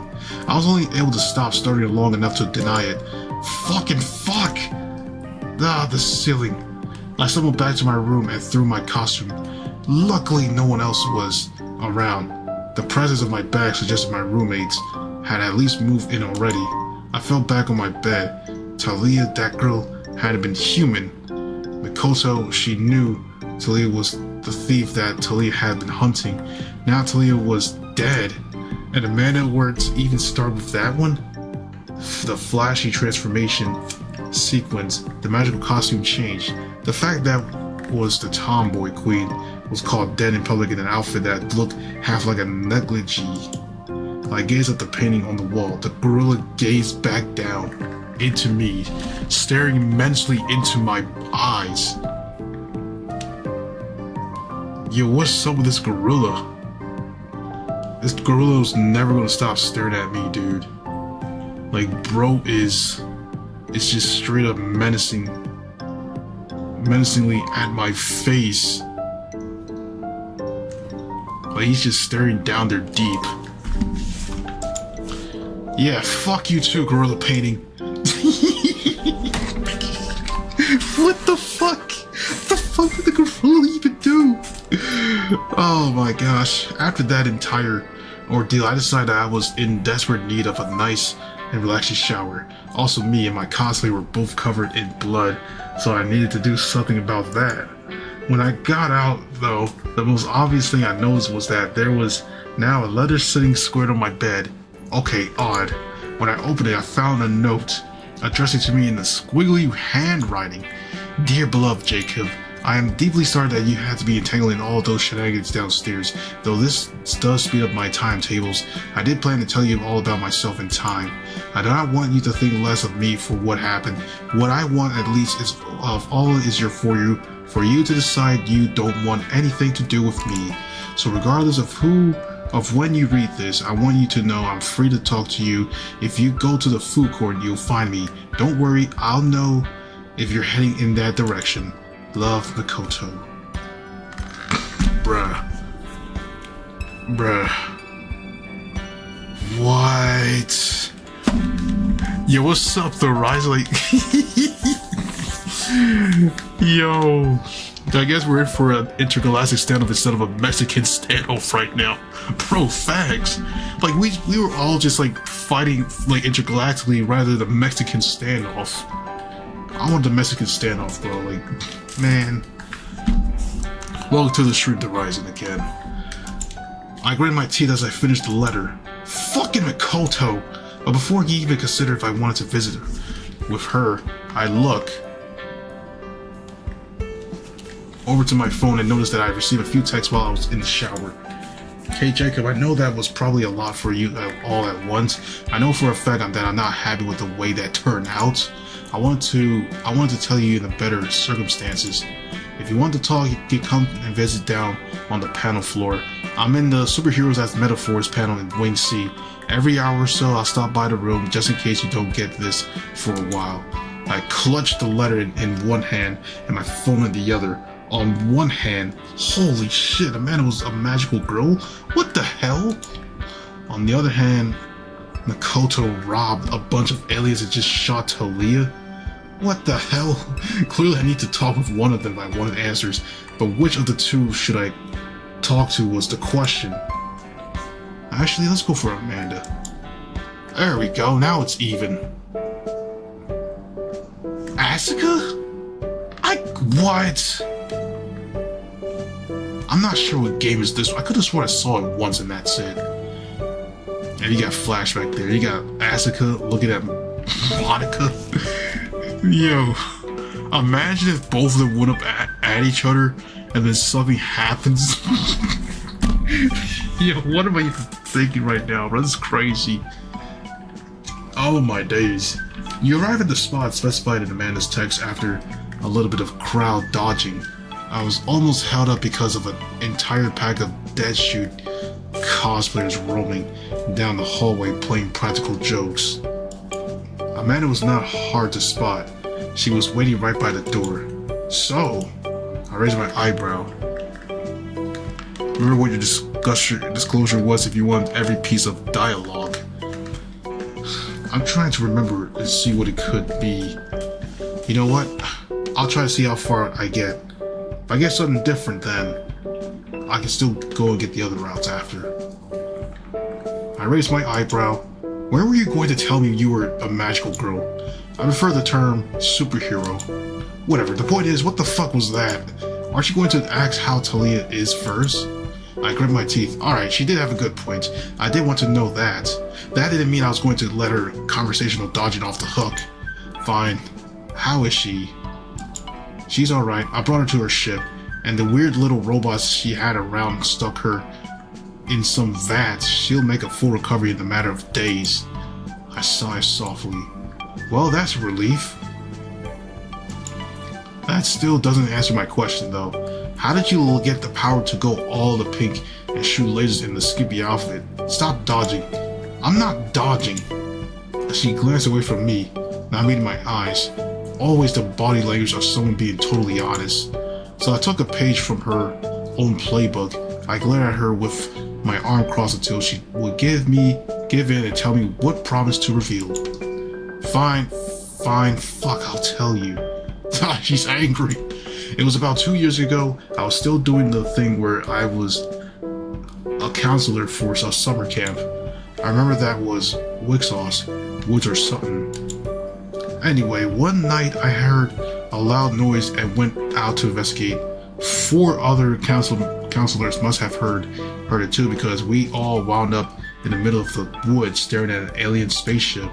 That was when this weird pink bear looking thing came out of the ship. He claimed that he was a bog, and that if we didn't act fast, that Earth would be doomed.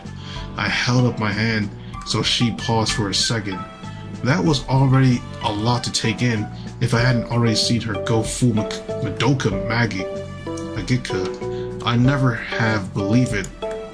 A bog. She slapped my arm softly and gave me one of her trademark glares. Yes, a bog. Look, I know none of this sounds plausible. Notice I didn't tell you this shit before aliens started showing up at the con, like, at all. Work with me here. Right, continue. So he tells us these aliens were invading the Earth. They were these little slug things that crawled into people's ears and then takes over their brains. So to fight them, the Bogglebog told us he could help us tap into our latent powers. Sounds gross. Grosser than you can ever imagine. Hey, what the heck?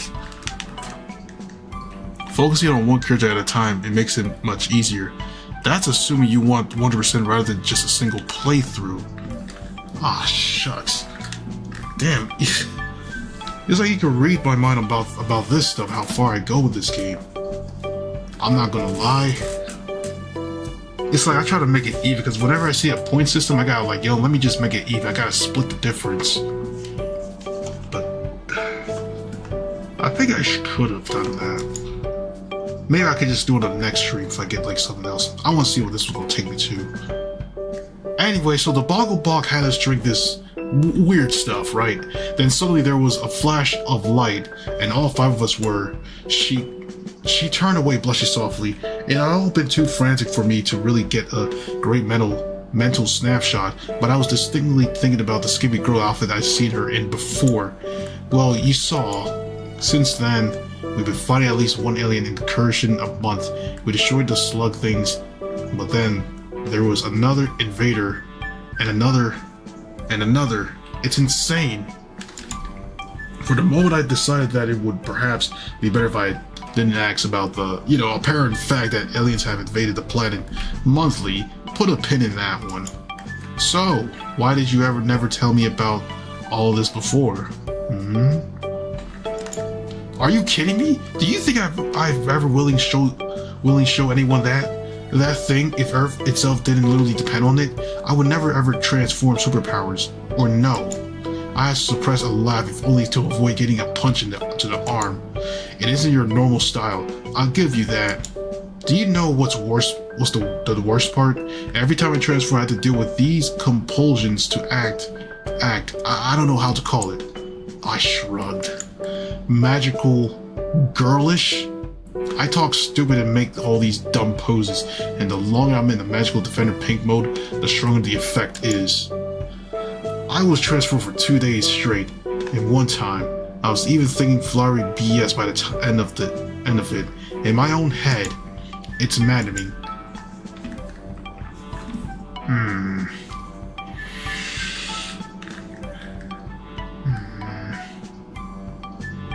Maybe if I just compliment the outfit, that should work. That should do. Maybe that should work. Clearly Amanda was looking for me to nod and agree about how horrible it was, which being me I took as a cue to go into complete the opposite direction. I don't know, I like how you look in that outfit, you were cute. But even saying that seemed to catch her off guard. She crossed her arms and ducked her eyes away. I'm serious, you look really good at it. She opened her mouth to say something, but then closed it without speaking. Want to go outside? I'm feeling cramped up in here. How cramp? Yo, look at this. You got Yoko, Sakura. I just saw like Ryuko and her sidekick there. This is Wolverine. Not sure where these two are. It was dodging, but I didn't have a problem with that. So the two of us walked out of the building. As we left, an entire crowd of people ran past us, shouting Kuwabara, following along with a man with red hair and a pompadour. I turned back to Amanda when we reached the grass. So you have superpowers, right? Earth Defender and all that. Right. So what's going on here with the entire crisis? Whatever you want to call that mess earlier. We stopped at a bench next to the building where we could still see people entering, but outside of an easy earshot, I kept on scanning the horizon in case Makoto or someone was listening. Well, the stupid blue girl wants to drag our friend with boundary issues back with her to her home planet. Now, personally, if Makoto vanished back the way she came, I'd be happy. Also, I just wanted to say that I told you so about not trusting her. The lying bitch, I told you so. Ha! I rolled my eyes and stifled a laugh. Certainly her entire strange warning about Makoto as well as her call from work both made much more sense now. I told you so has been noted. Continue. But yeah, kind of have to stop Talia from taking Makoto. I'm a defender of Earth, and well, she's from Earth. Being a defender of Earth means you have to literally defend every human being, regardless of guilt or innocence? That seemed pretty dumb as a concept. If an evil space emperor or someone emerged on Earth, she would have to defend that person too?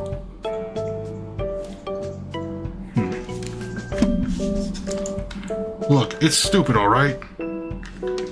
I know it's just how to deal with the bog works, but I literally can't let her have Makoto. Still, that doesn't mean I'm not going to help her get back, well, whatever it was that Makoto stole. When I find out that smug little bitch, I'm going to, Yo, she punched the bench behind us. We both jumped slightly when the entire thing started to rock slightly. Apparently not the sturdiest bench. Typical, we waited for it to settle before continuing.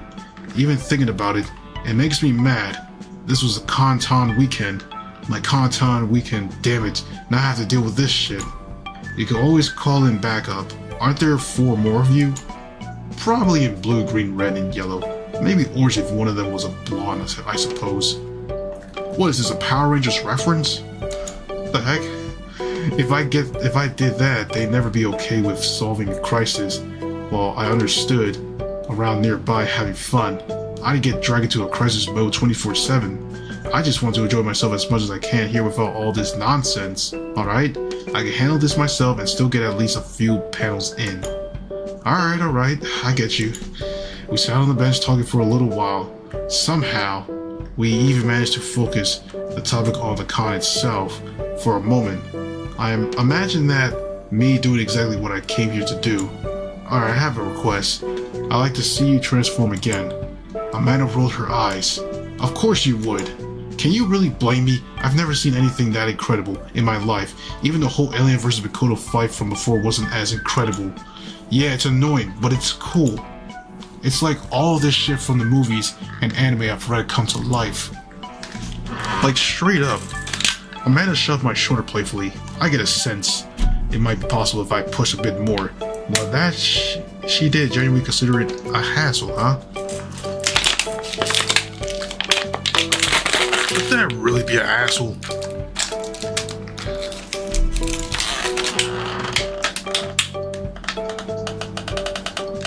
Damn, give me a moment.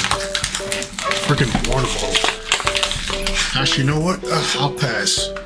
You seeing me that way was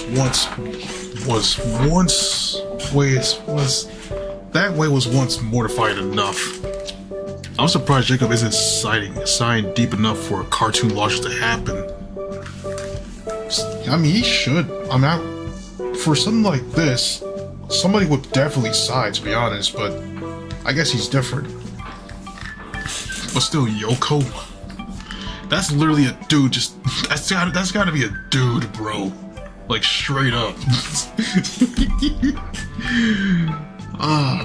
Nah, that has to be a dude cosplaying as Yoko. I know I'm going off topic, but still. Like, literally. There we go, perfect. I think it's a Star Wars. This right here is like all Star Wars. Insist, don't push. A cup Yoko. Yeah. Like, look at this. That's literally a dude cosplaying as her. Alright, do I even insist or don't push? Maybe I shouldn't. I don't insist? Come on. You've been hiding this secret from me for years. Years. The least you can do is show me one time to make up for all the lying. Amanda blushed softly and looked to the side. That one had struck a chord. She basically had been living in a secret life, after all. Perhaps even me being here meant that she had someone to confide in.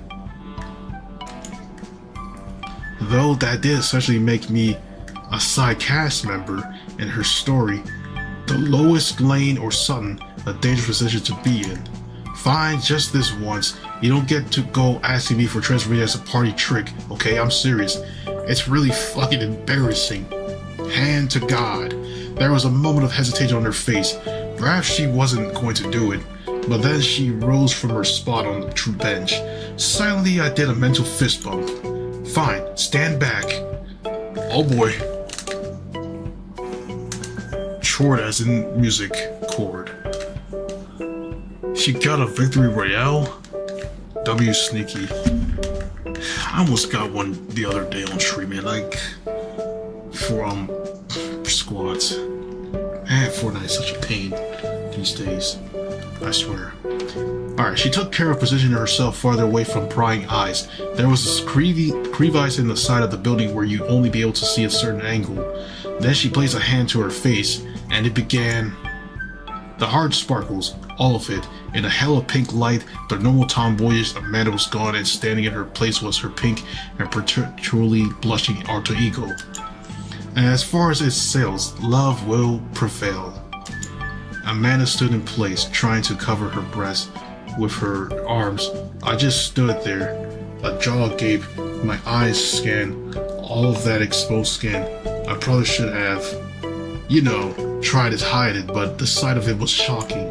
Amanda seemed to be aware of it, but then it hit me for my perviness, presumably because her strength would be sufficient to turn me into a soup. She did have super strength, right? A super strength. Dude, imagine saying that so many times. Fast. There. Are you forking happy? Oh, she's angry. I had to suppress a laugh. You can't swear while you're transformed. A sound came out of Amanda's throat midway between a grumble and a gurgle. It's the worst. Just then a group of congoers passed by. They must have had thought Amanda was dressed as some anime character. Amanda suddenly shifted posture entirely and gave the fans a happy wave. The moment they passed, she sunk back into a glare, forced her own hand back down to her side. She seemed beaten up about the entire thing. Her appearance, her lack of control over her own body. I wanted to say something, so I reached deep inside to tell her how I really felt. I know that you're self-conscious about how you'd look dressed like that. It goes against your normal aesthetic, but there's something really radiant about how you look when you're like this. It's hard to describe. I paused to chew over my words. It's really kind of magical. You have nothing to be embarrassed about. Cleavage and all. Amanda looked almost stricken by it. She first tried to shoot some kind of defiance, some kind of assertion of her own dignity, perhaps. Then she closed up, hugging her body tight. Sneaky left the stream and went to get lunch. Hey, give me some lunch too. I need some of that, Sneaky. You can't just... Give me some of that lunch. Finally, as though she'd gone through the 5 stages of the grief right in front of me, she sighed in acceptance. But before she could say what she actually meant, her mouth twisted to a happy smile, and she gave me a forced thumbs up. Thank you for the compliment. I really appreciate it. Ah, my stupid tongue. I laughed softly and gave her a smile. A defeated Amanda settled on the beach next to me with an annoyed sigh. Well, I'm glad one of us likes it. Without any other motion, something suddenly happened. Her longer hair began to fade. Her Her outfit slowly disappeared. Before I even realized what had happened, I was sitting next to Amanda in her normal form. Oh dear. As I sat there, sitting next to her, an odd thought struck my head. There was something about her reaction besides merry embarrassment, but that was impossible, right? She didn't like you guys, right? Or maybe she did like guys. Amanda sighed softly. Thanks, I guess. It's not so bad knowing that you don't, think less of me when I look like that. She leaned to the side, resting her head on my shoulder. There wasn't a lot of talking after that. We sat around watching the cosplayers, occasionally remarking on the good ones. These two guys shuffled and doing the robot while wearing Daft Punk helmets. Someone else did a rendition of Sexy Bowser that earned a few stares from both me and Amanda. That's Bowsette. When Bowser wears that crown and then turns to a female. Eventually she sunk over and began to my surprise, to nap. I considered shaking her awake, but then a thought struck me. All of the action today must have taken a lot out of her. She must be beat by now. So I settled into my new role as a pillow and just let her nap softly against me. I could see that she was already fast asleep, because even a few accidental nudges that should have gotten a reaction from her didn't. Her hand was hanging limply to the side. Instinctively, I leaned down to grab it, but rather than let it go, I just settled it down on the bench. Her hand in mine. It was pleasant. For a moment, it was even pleasant enough to get me to not think about the insanity of earlier. My entire world was shaking, but this little moment had a quiet sweetness that the rest of it all was missing. What was missing exactly? I think Sneaky could have just had a headset or used a smart tablet if watching the stream while eating lunch if is ideal. Probably. Actually, he could. He probably might have. Maybe just left it behind.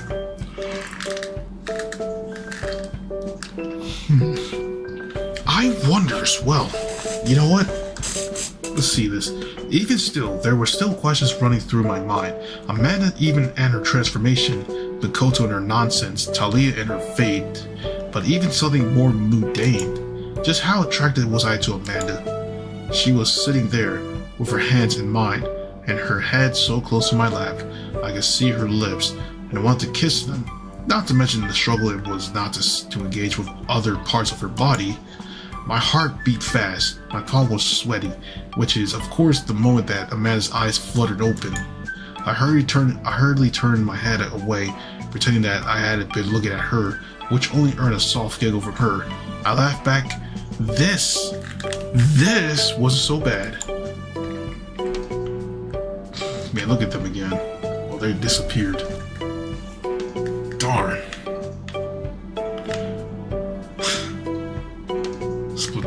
Splatoon. I should probably get going. The big DC panel probably started already. Now? I'm pretty sure the Studio Trigger panel is about to start too. Did you know they made their own Patreon? Amanda chuckled. Of course they did. Anime nonsense. Amanda stood up and walked away, shooting me one last smile. I just sat there, basking in the sun and the pleasant vibes. Alright, so maybe this weekend wasn't all lunacy after all. Absolute lunacy. Then again, here I am, just using the headset and mic, chatting on Discord presently. Hey, welcome back, Sneaky. What you got? What kind of food you got for me, man? What the heck? Why did they change up all of a sudden? I returned to my room after my run with Amanda. I was in for a surprise. Human Jacob? When I saw it, I nearly jumped a mile in the air. I wasn't expecting a robot ambush. Well, another robot ambush anyway. Oh fuck, it's you! Your presence requested back on the ship. Strongly. I took a second to get my bearings. I made sure I didn't pee myself. The thought occurred to me that after my treatment from last January to request my presence, I should tell it to give it myself an oil enema. Did you threaten to arrest me and bring me back to your homeworld for trial? Why do you expect me to agree to that? When Magical Defender Pink returned to the princess, she said that A voice came out of the machine that was such a pitch-perfect recreation of Amanda's that I was pretty sure it was a recording. I swear with heart aflame, do anything to Jacob and I will give you a world of pain. Seriously, I'll freaking do it. Don't try me. The Genoid returned to its normal speech voice and took on a tone that I could fucking swear was bitterness. Your safety and freedom are guaranteed. That left me in a jam. On one hand, Makoto was still waiting to see me. Just talking to one of them wasn't enough to give me a handle on things. But I had to admit, I was curious to see, at the very least, how Talia was doing. Who to pick?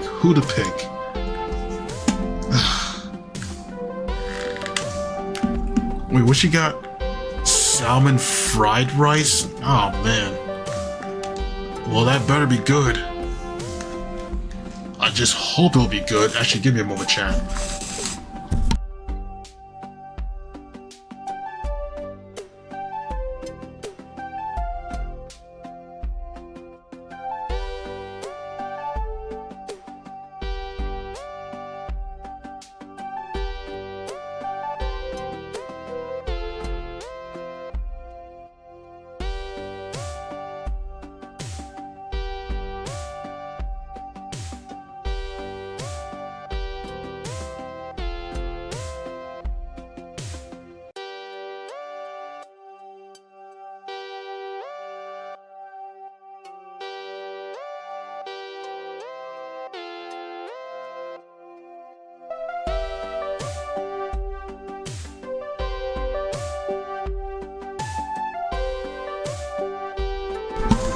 Alright, I'm back.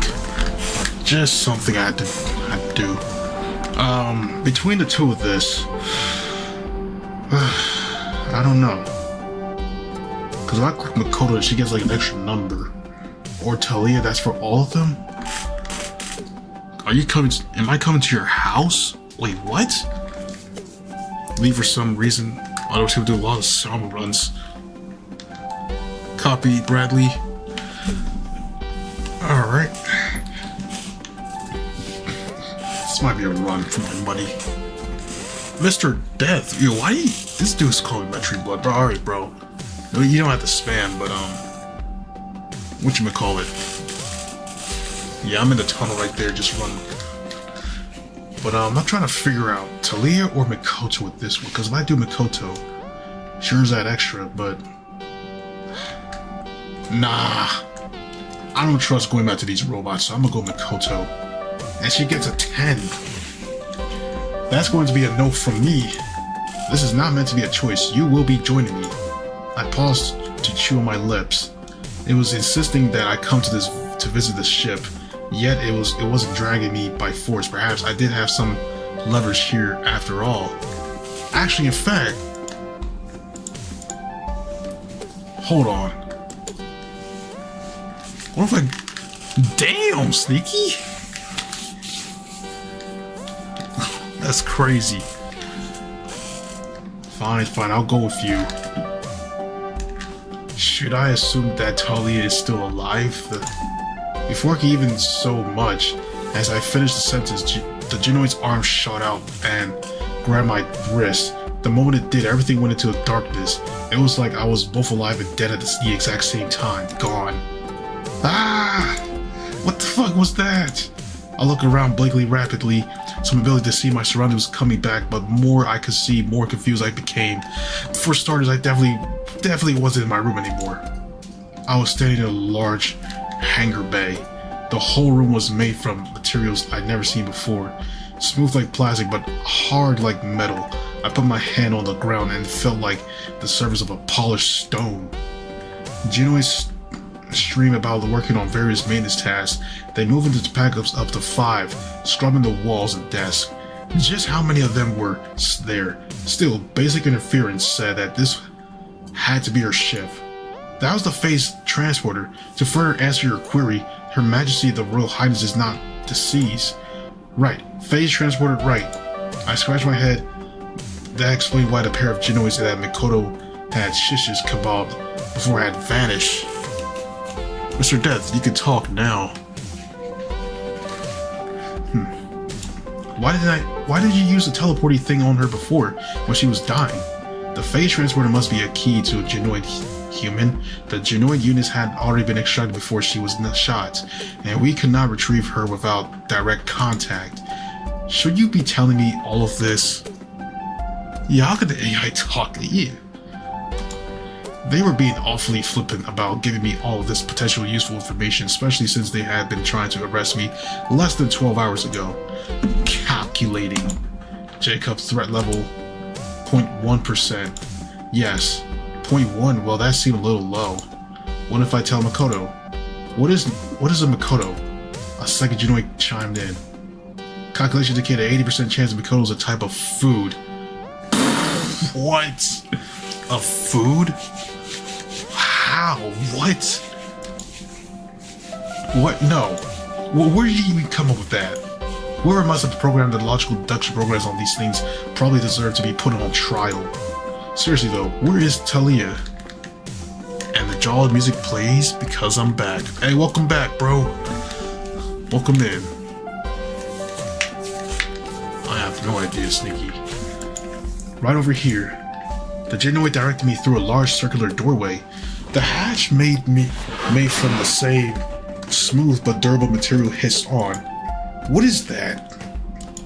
The room I was shown looked somewhat like a laboratory or a medical bay. It was filled with sleek terminals wool-manned by genoids, but in the center of the room there was a large green tube of liquid. Floating in the middle of the tube with eyes closed and on a scratch on her body was Talia. That is recovery tank. Talia's body was in a state of categorized by technical status, mostly dead by the time she arrived. This is distinct from the category with its technical name, all dead. So, pretty much she was just kind of like nearly dead after that shot from Makoto, and then all of a sudden, this is the state that we see her in right now. So she currently is in this state right now, as we all can see, in this current form. What? I mean, I've seen this kind of thing before, but damn. Like, imagine this stuff probably exist in real life where you can put a human through this stuff and have them revive like this. That actually exists. I know for sure.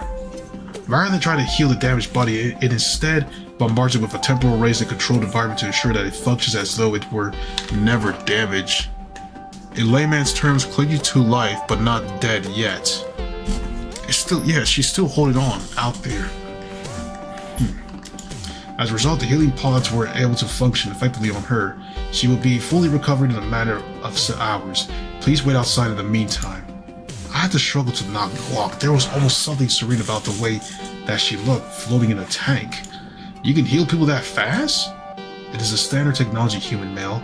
The majority of the galaxy has access to it. If you have not been informed of such innovations, it is because your people are backwards. Our people are moving backwards. Sir, this game is rated M for mature. No, rated M for more. And pathetic. Hey, just blame our leaders, man. Just blame our leaders out here. They're the ones who are making this stuff terrible. And they want to go this route and such. And those who are with them just making bad decisions. Douche. Thank you. I can't wait for Talia without further input. There was a moment of silence as the stupid robot seemed to consider my request. Confirm. Do not break anything. A pair of genoids ushered me back out of the recovery room and sealed the door behind me. Naturally, I considered using this opportunity to scout Talia's ship, but that option seemed like a disaster waiting to happen. Too many genoids around. Thankfully, I was not left waiting long. A few minutes after I left the room, I heard a loud yawn coming from inside of the chamber. Time? 88 Golpulix hours since you entered the tank. No, I want to sleep more. I rolled my eyes. Your Royal Highness, your mission is ongoing. The human male is waiting for you. Can he wait a bit longer? Your Royal Highness. Yes, I'm up. The door hissed open again. This time Talia emerging from it. She had this big goofy grin on her face that suggested that apparently being fucking shot was enough to kill her puppy-like mood for the day. Hello, human.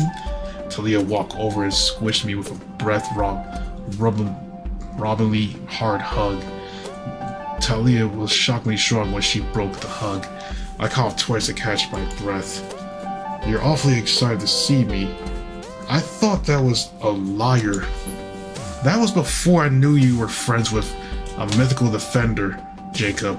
The human female with the large mammary said that you helped return me to my recovery tank. The human with large mammaries? Wonderful. Thank you for that. The two of you started walking down the hallway side by side.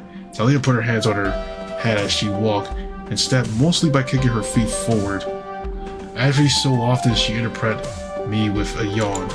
So we're good then, not enemies? Of course, a Justicar of Avia cannot bear a grudge against an innocent, especially one who she owes her life to. So you'll leave Earth in peace. Maybe, just maybe, I was to talk to her in Jessup and flying away without any more shootouts in the middle of the con.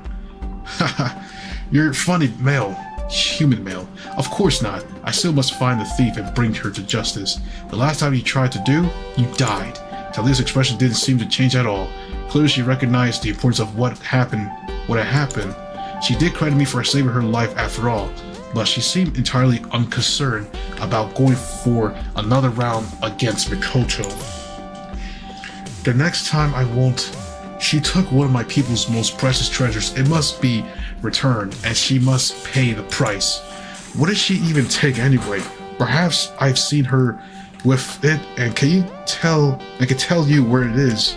A fat chance since Makoto basically hasn't shown me much of anything besides her tits, but it would be nice to know what everyone is fighting about anyway. I'm not quite certain. I have a physical description of the objection only, and even that is top secret. You don't even know? Nope, a Justicar of Avia doesn't question her orders. She obeys them to the letter. I rubbed my temple softly. I've been lacking in preference for 5 minutes and Talia had already given me a headache again. So let's just get this straight. You're following a thief, just you don't know to retrieve an object no one has told you anything about using an army and capable of even getting it back? Correction, totally capable of getting it back. You could just call home? Talia narrowed her eyes at me. Okay, that's one seems to have struck a nerve. Never. I must do this alone, otherwise I'll be the shame of my sisters and of the entire royal family. A princess of Avia never fails. She never surrenders. At this point, I threw my hands up in the air. What was I even supposed to do here? I couldn't talk to Talia into backing down. A man is only suddenly stubborn, and God or Naga alone knows what Makoto's thinking at any moment. Like, any given moment, bro.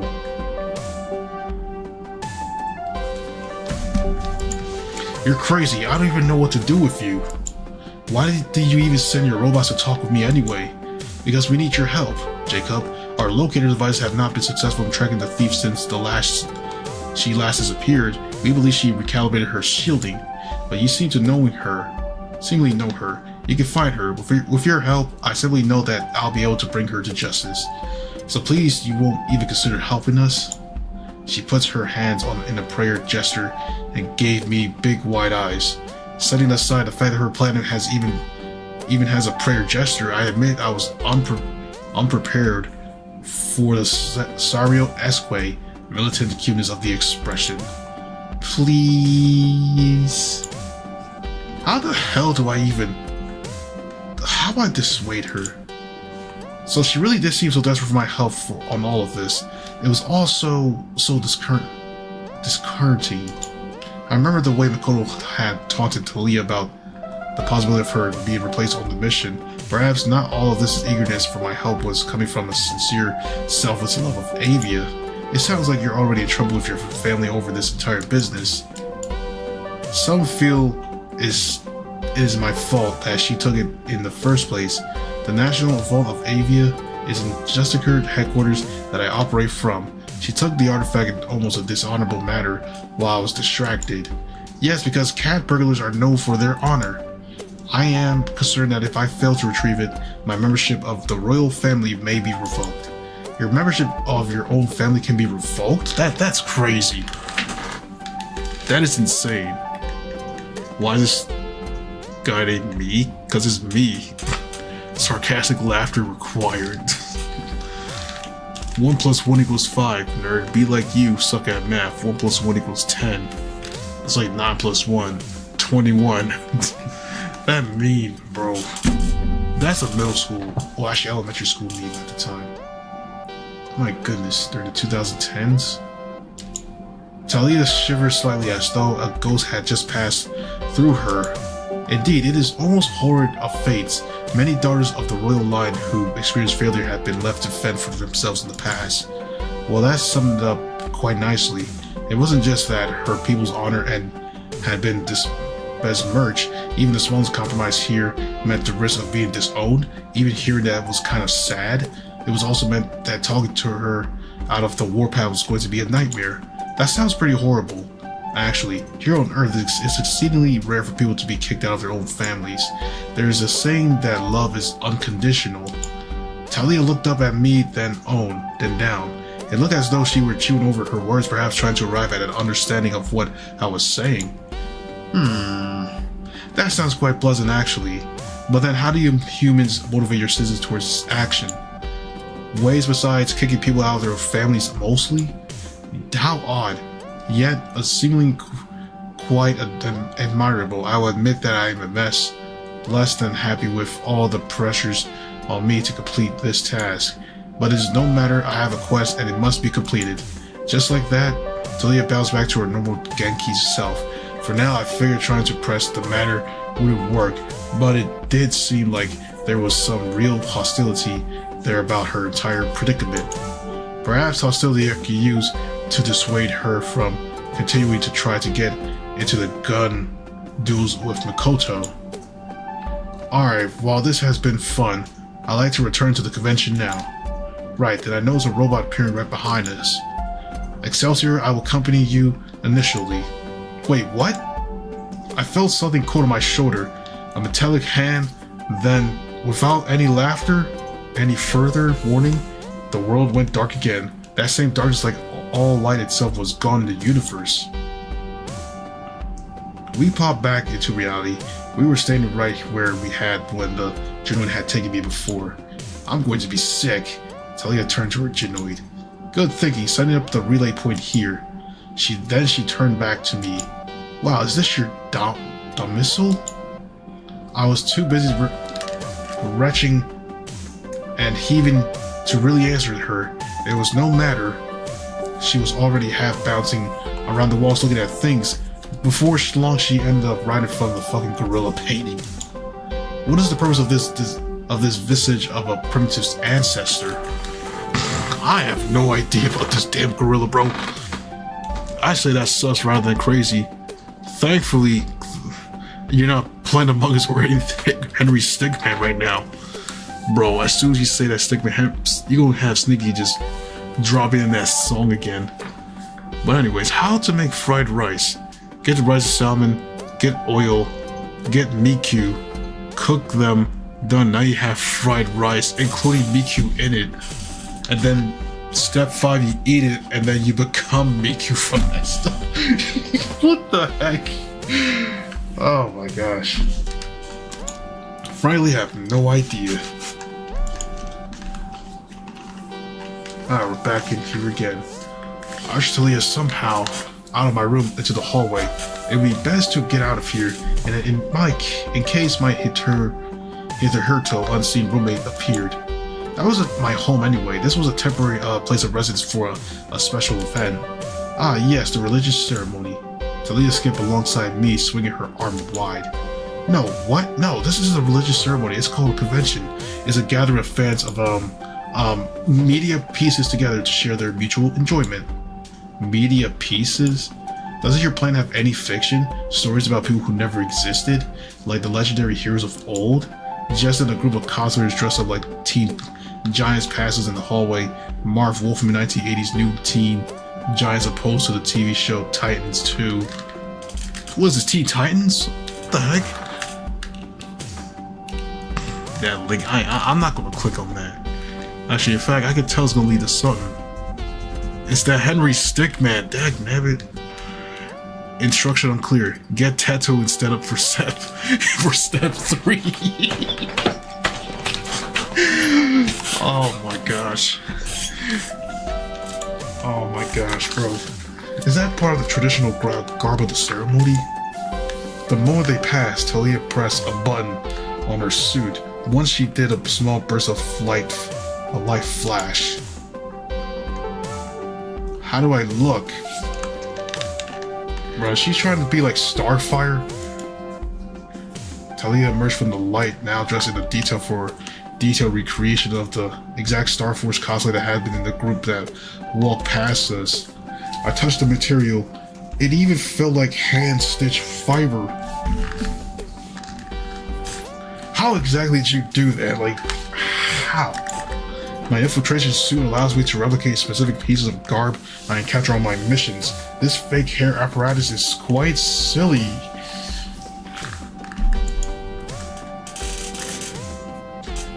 Talia readjusts her wing.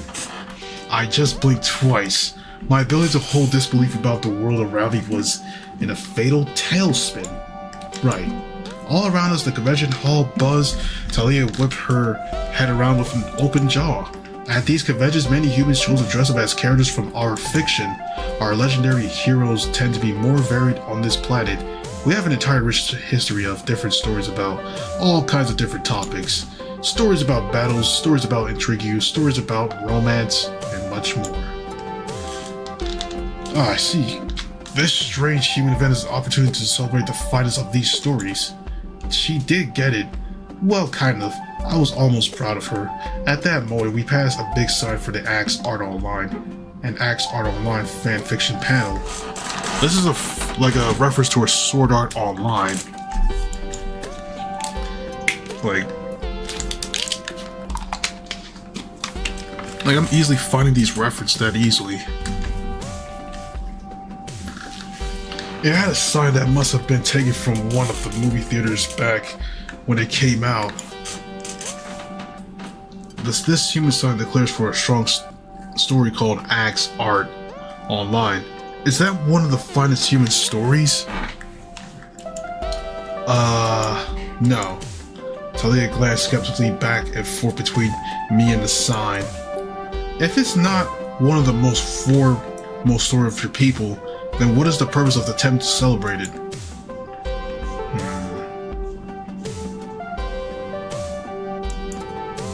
Alright, okay, so here's the thing, right? My tongue froze. Just how was I going to explain a concept as complex as this to someone with no experience with stories more advanced than heroic myths? On this world, people get very attached to the stories we tell, right? Our normal lives are often quite imperfect. We get sick without having a regeneration tank to save us. We don't have food replicators or whatever you have to get us food free of charge. No. The Genoids make all out food. I rolled my eyes. Sure. Hell, I even imagine even being a royal of Avia is no picnic considering the fact you did get shot earlier today. Talia glanced to the side.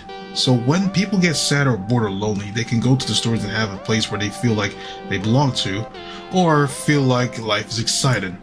It gives us a place to be ourselves. There was a moment of silence. I could almost see the gears turn in Talia's brain, though perhaps the analog reference didn't fit Talia so well. And that is why so many humans band together to celebrate these stories regardless of if they are good or not. Well, I'm not going to say that being good isn't important, but at the end of the day, it's about what individual people get from it all. I was half bloviating now. It was kind of easy to get into the heat of the explanation. Do they get a chance to escape, a chance to feel comfortable, a chance to discover themselves? That's the reason why we come out here and dress like our favorite characters. Talia put a finger to her lip and tapped it a few times.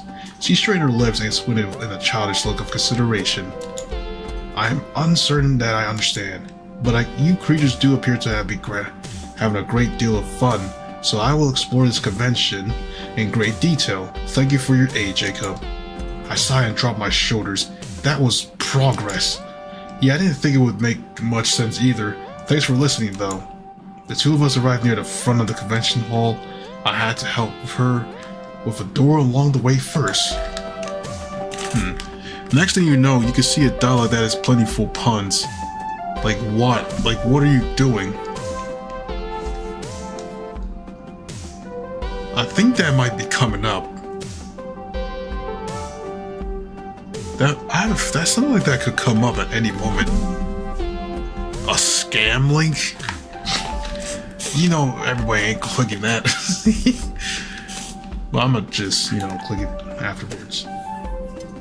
This has been helpful conversation, but I'm afraid that duty beckons to me. I must track down the thief.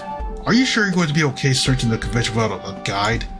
For a moment I was afraid she was going to try and maybe spend the entire time searching with her. Of course I was well known for tracking and infiltrating skills back at the Justicator Academy. We will meet again soon, human male. You have my word. Talia gave me one last wave and wandered off into the convention hall. I was almost inspired by her confidence, until she walked right into a cut of Thanos and knocked it over. And she drew her gun and pushed it right up in the cutout's face. Do not think you can take a princess of avian unawareness, you wretch.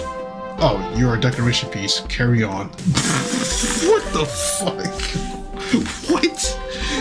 Bruh, she got mad at a decoration piece and tried to kill Thanos. Bro, free up Thanos. I shook my head softly and turned away. That was going to go smoothly. It was about an hour later, and I finally stolen away from the madness of the con for dinner. Nothing special. A few friends, yes I have friends besides Amanda, were a Subway and asked me to join them. I was leery, of course. Subway, like of all restaurants, raises prices for the convention, or at least I think it does. It certainly always feels like Venue raises their restaurant pieces when the con is in town. Of course, they're gonna raise their prices, like, cause it's a convention. Like at the what is it called? At the Pennsylvania Convention Center? It's like around Reading Terminal Market. Like literally, those food are so expensive. I couldn't even just buy. Like I had to go to Dunkin' Donuts and just call it a day, and that's it. Like, I cannot buy any other thing at that point because it was all too damn expensive. High and mighty against innate objects. How sarcastically hilarious! Like that is absolutely insane. Like you go crazy over like a Thanos stand, as a decoration. Like bro, I ain't gonna do anything. Like what? But this dinner came to a slightly early end when I got an urgent text. Hey Jacob, can you come back to your room for a minute? My room? On my way back, I scratched my head. Why exactly am I being told to go back to my own room rather than meet her in hers? That question will be subsumed by much more important questions as soon as I open the door to my room. The prophet is too good to pass. Yeah, like... It's very expensive at the con, man. That was when I discovered what was happening inside. Amanda, who was transformed with all of the sparkly radiance that entailed, was on one side of the room holding up her scepter. It was glowing pink menacingly. Talia was on the other side of the room, pistol drawn at Amanda, and she was backed up by a pair of Genoids who had their weapons aimed at Amanda as well. Also, they were not heaping piles of rubble for once. What the fuck? She started, you damn heathens. Oh man. Damn heathens, man. Why are they doing this? These two were babbling incoherently, the words of each making the other statement impossible to follow. That would be trying to be the Jedi for rocket launchers, Star Wars Battlefront 2 PS2 edition. Why do you have only one Twitch emote? I have no idea. I'll fill it up though with more. Probably the ones I have right now at the moment. I'll fill it up though. Trust. I rub my temples and stalk across the room to my bed. This is the second Mexican standoff I've encountered in like 7 hours. One at a time. Why are you in my room? How did this happen? No, seriously, why are you all in my room? Defender Pink called me to a summit in her room to discuss the conflict and come to an accord as how to handle the rotten thief. And by the power of my words of peace and kindness, I attempt to bring us together as friends forever. The sparkly human and our Royal Highness could not come to an agreement on how to handle the matter of thief, who we have been informed is named Makoto, is not a type of food. Okay, whoever the fuck programmed the stupid Genoids must have done a horrible job, honestly. You have 4,200 points? My goodness. Yeah, I'm definitely gonna make those new emotes. Okay, so now that explains how you ended up in my room. How did this happen? Well, I told the alien menace that if they wished to take Makoto with them, they were shoot out of luck. I knew that was a stalwart ally, such as yourself, would agree. So we went to your room and to enlist your valiant aid in our dispute. And while you were waiting for me, why you all got so heated that you started pull out your weapons? I suppose that is accurate. I looked back at the fort between Talia and Amanda. Alright, first of all, you all need to power down all your goddamn lasers. Get out of the battle mode or whatever to transform back into normal. Talia and Amanda exchanged an embarrassing glance. Clearly neither of them had meant to end up in that situation. In unison, they powered down all their flashy doodads and magical transformations. The freak? Okay, good. I leaned back on my bed and took in a moment to breathe. This wasn't as dire a situation as before. Certainly odds were good no one would end up in a pool of blood, but I still needed to be diplomatic here. Go make some pigment or something. Yeah. I got you. Apparently preventing them from murdering each other was my job. So lay out your cases for me. What do you both want? What do you disagree about? Amanda, you go first. Talia pouted but didn't say anything. Amanda sighed and gave me a warning smile. I could tell if it was genuine appreciation or an attempt to manipulate me into supporting whatever side of the argument it was. Possibly both. Probably both. Okay, thank you for bringing sanity back. Also, thank fuck I can talk again like a normal person. She breathed inwardly and took a moment to compose herself, so I could explain in detail to our little princess here that no matter what the laws of her planet say, she can't just barge in on another planet and go around acting like the law. The laws of her people at the edge of her system. What, Monday is Fall Guys? I think I might split it on Monday with Fall Guys and Splatoon. Depends. I might split it. As far as the galaxy is concerned, me and the magical defenders are the law enforcement of this planet, and if she had a complaint about one of its citizens, she had every chance to come to me and ask me to retrieve the missing artifact. So unless she backs off and stops trying to exercise her authority the way outside of bounds, I'm going to stop her, and I'm going to keep stopping her until she backs the fuck off and learns that I am in charge here. Talia's hair almost stood on the edge. I saw her even start to reach for a gun before stopping.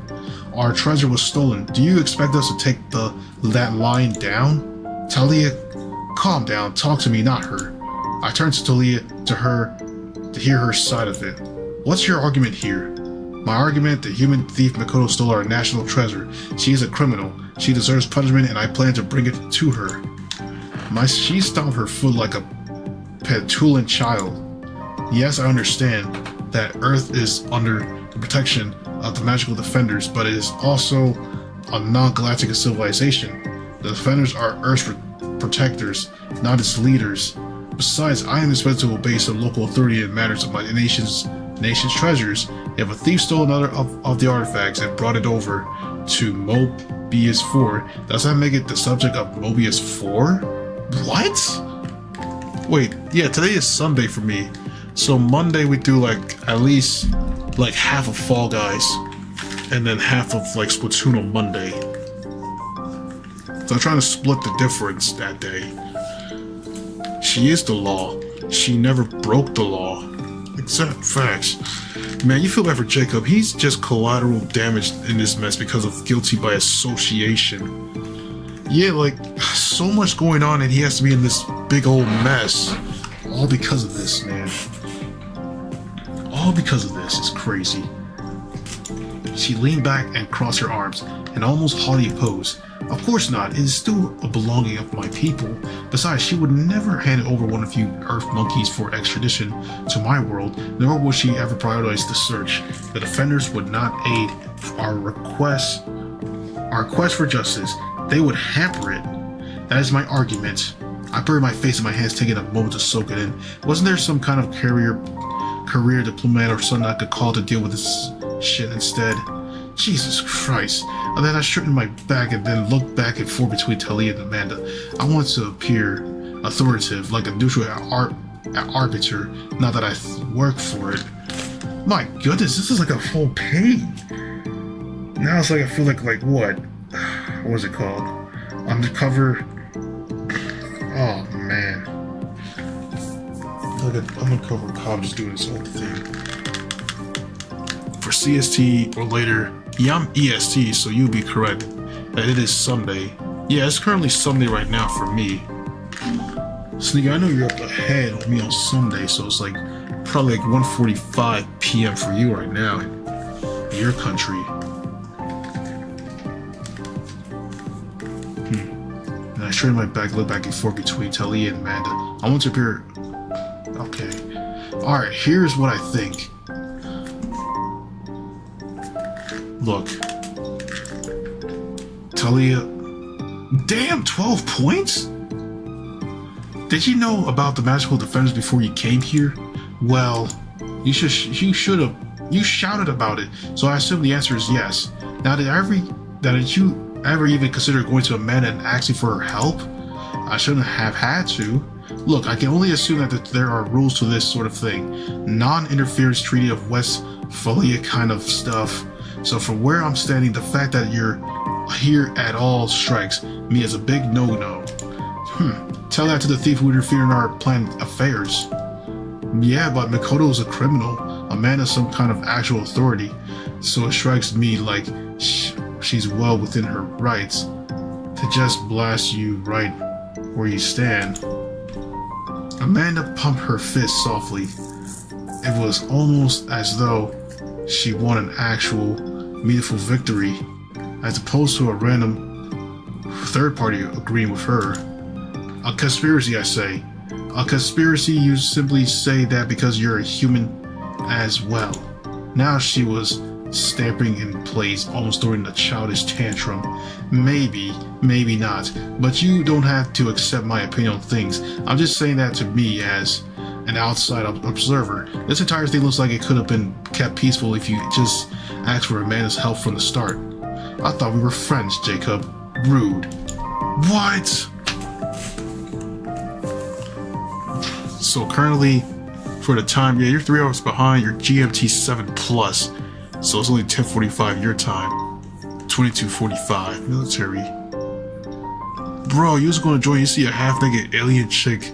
Like, what's the timing? Yo, welcome in, Jody. Dude, like, I literally just have her right here. She's currently cosplaying as Starfire, like another dress that Starfire wears from what's it called? Like Teen Titans of some sort. That's what she currently is. But anyways, how you doing, by the way? Scratch my head, this is my life now, I suppose. We've known each other for literally hours. What are you talking about? Without a further word, Talia stormed out of the room, followed Hal on her heels by the pair of stupid robots. Where was she off to exactly? I did not. More frankly, I want to know. Probably to yell at a random cosplayer or something. Good lord.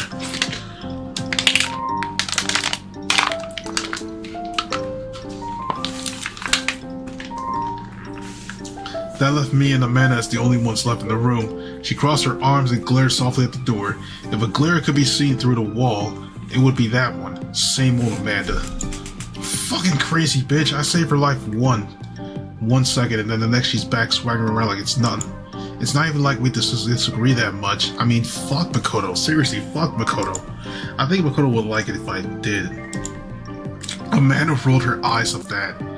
Of course, but that was the hint of a smile I saw on her face. Magic 8 Ball says yes. You can't blame her too much though. I mean, she is a princess or whatever. I bet the entire idea of someone going around telling her she can't do things is the new to her. Well, psychoanalyze it however you want. Have her running around screwing with the Congoers is a menace, regardless of whether or not she has a reason to be mad. Yeah, we had to somehow convince her to just chill out long enough for everyone to agree to a compromise. So, as long as she's in full mode, I don't know how we're going to do that. Amanda mumbled softly to herself. I bet a few heart lasers would go a long way towards that. Maybe. Now it was my turn to roll my eyes. I stayed and chatted with Amanda a little while longer, but afterwards I made a point to head back down and maybe try to catch the tail of the J-Rock concert I was looking forward to. Stupid crisis taking up my entire convention. What the heck? What the heck? That's the end? And I'm Captain America. That's crazy. This is just a Marvel con, not... Bruh. I guess we reached the end of the game. Hey, some cosplays can be those type of outfits, Jody. When I see the notification alert earlier, I was doing something else and just read the title and thought you were doing some kind of IRL cosplay convention with people. Yo, like, if I actually were to do something like this, the only IRL content I've done was like, yeah, the anime con that I went to 24 and 25, but damn. I didn't know that's the end of this, but well, there's still more routes. So we just gotta, like, like go with the other girls like that. Is that a demo? Yeah, it's a demo. They're still working on this game. Like, it's been like not 9 years. It's been like about, like, it came out, this demo dropped out in 2019. And it's 2026 right now. It's been about like 7 years since they've been working on this game since. It's been like 7 years now. Like, man. Well, I hope the game gets done soon though, because right now it's currently, a Kickstarter. You talk on Twitter, chat, and all that, Discord. So yeah. So I think maybe today I could just come back to this game again. But you know what? I plan on going back to the other two that I was playing, because those other two have different endings where I can get to the character itself, like that, which I'm going to attempt to show. Akko, and the other one is I forgot the other one's name. I want to just do two of them in the one stream or so. Or maybe some short ones if I can. But still, we're going to get these other two endings if I can, though. Whether he ends stream now will be if he wants to see all the dialogue. Man, they still working on a Yandere Simulator 2. Been looking into playing it again. Yandere Simulator? That's a game that's never going to be finished, man.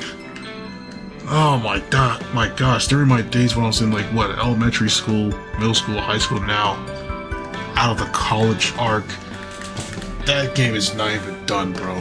That game's not even done. So at this point, just updates after updates, nothing else much, and yeah. But well, that concludes for tonight's live stream for today, everyone. I'm gonna go head off to bed since I'm just gonna try to rest in the morning, and then just do stuff in the morning, and then come back to here. So yeah, so thank you everybody for coming by tonight. Don't forget to like, comment, subscribe, and I'll see you guys in the next one.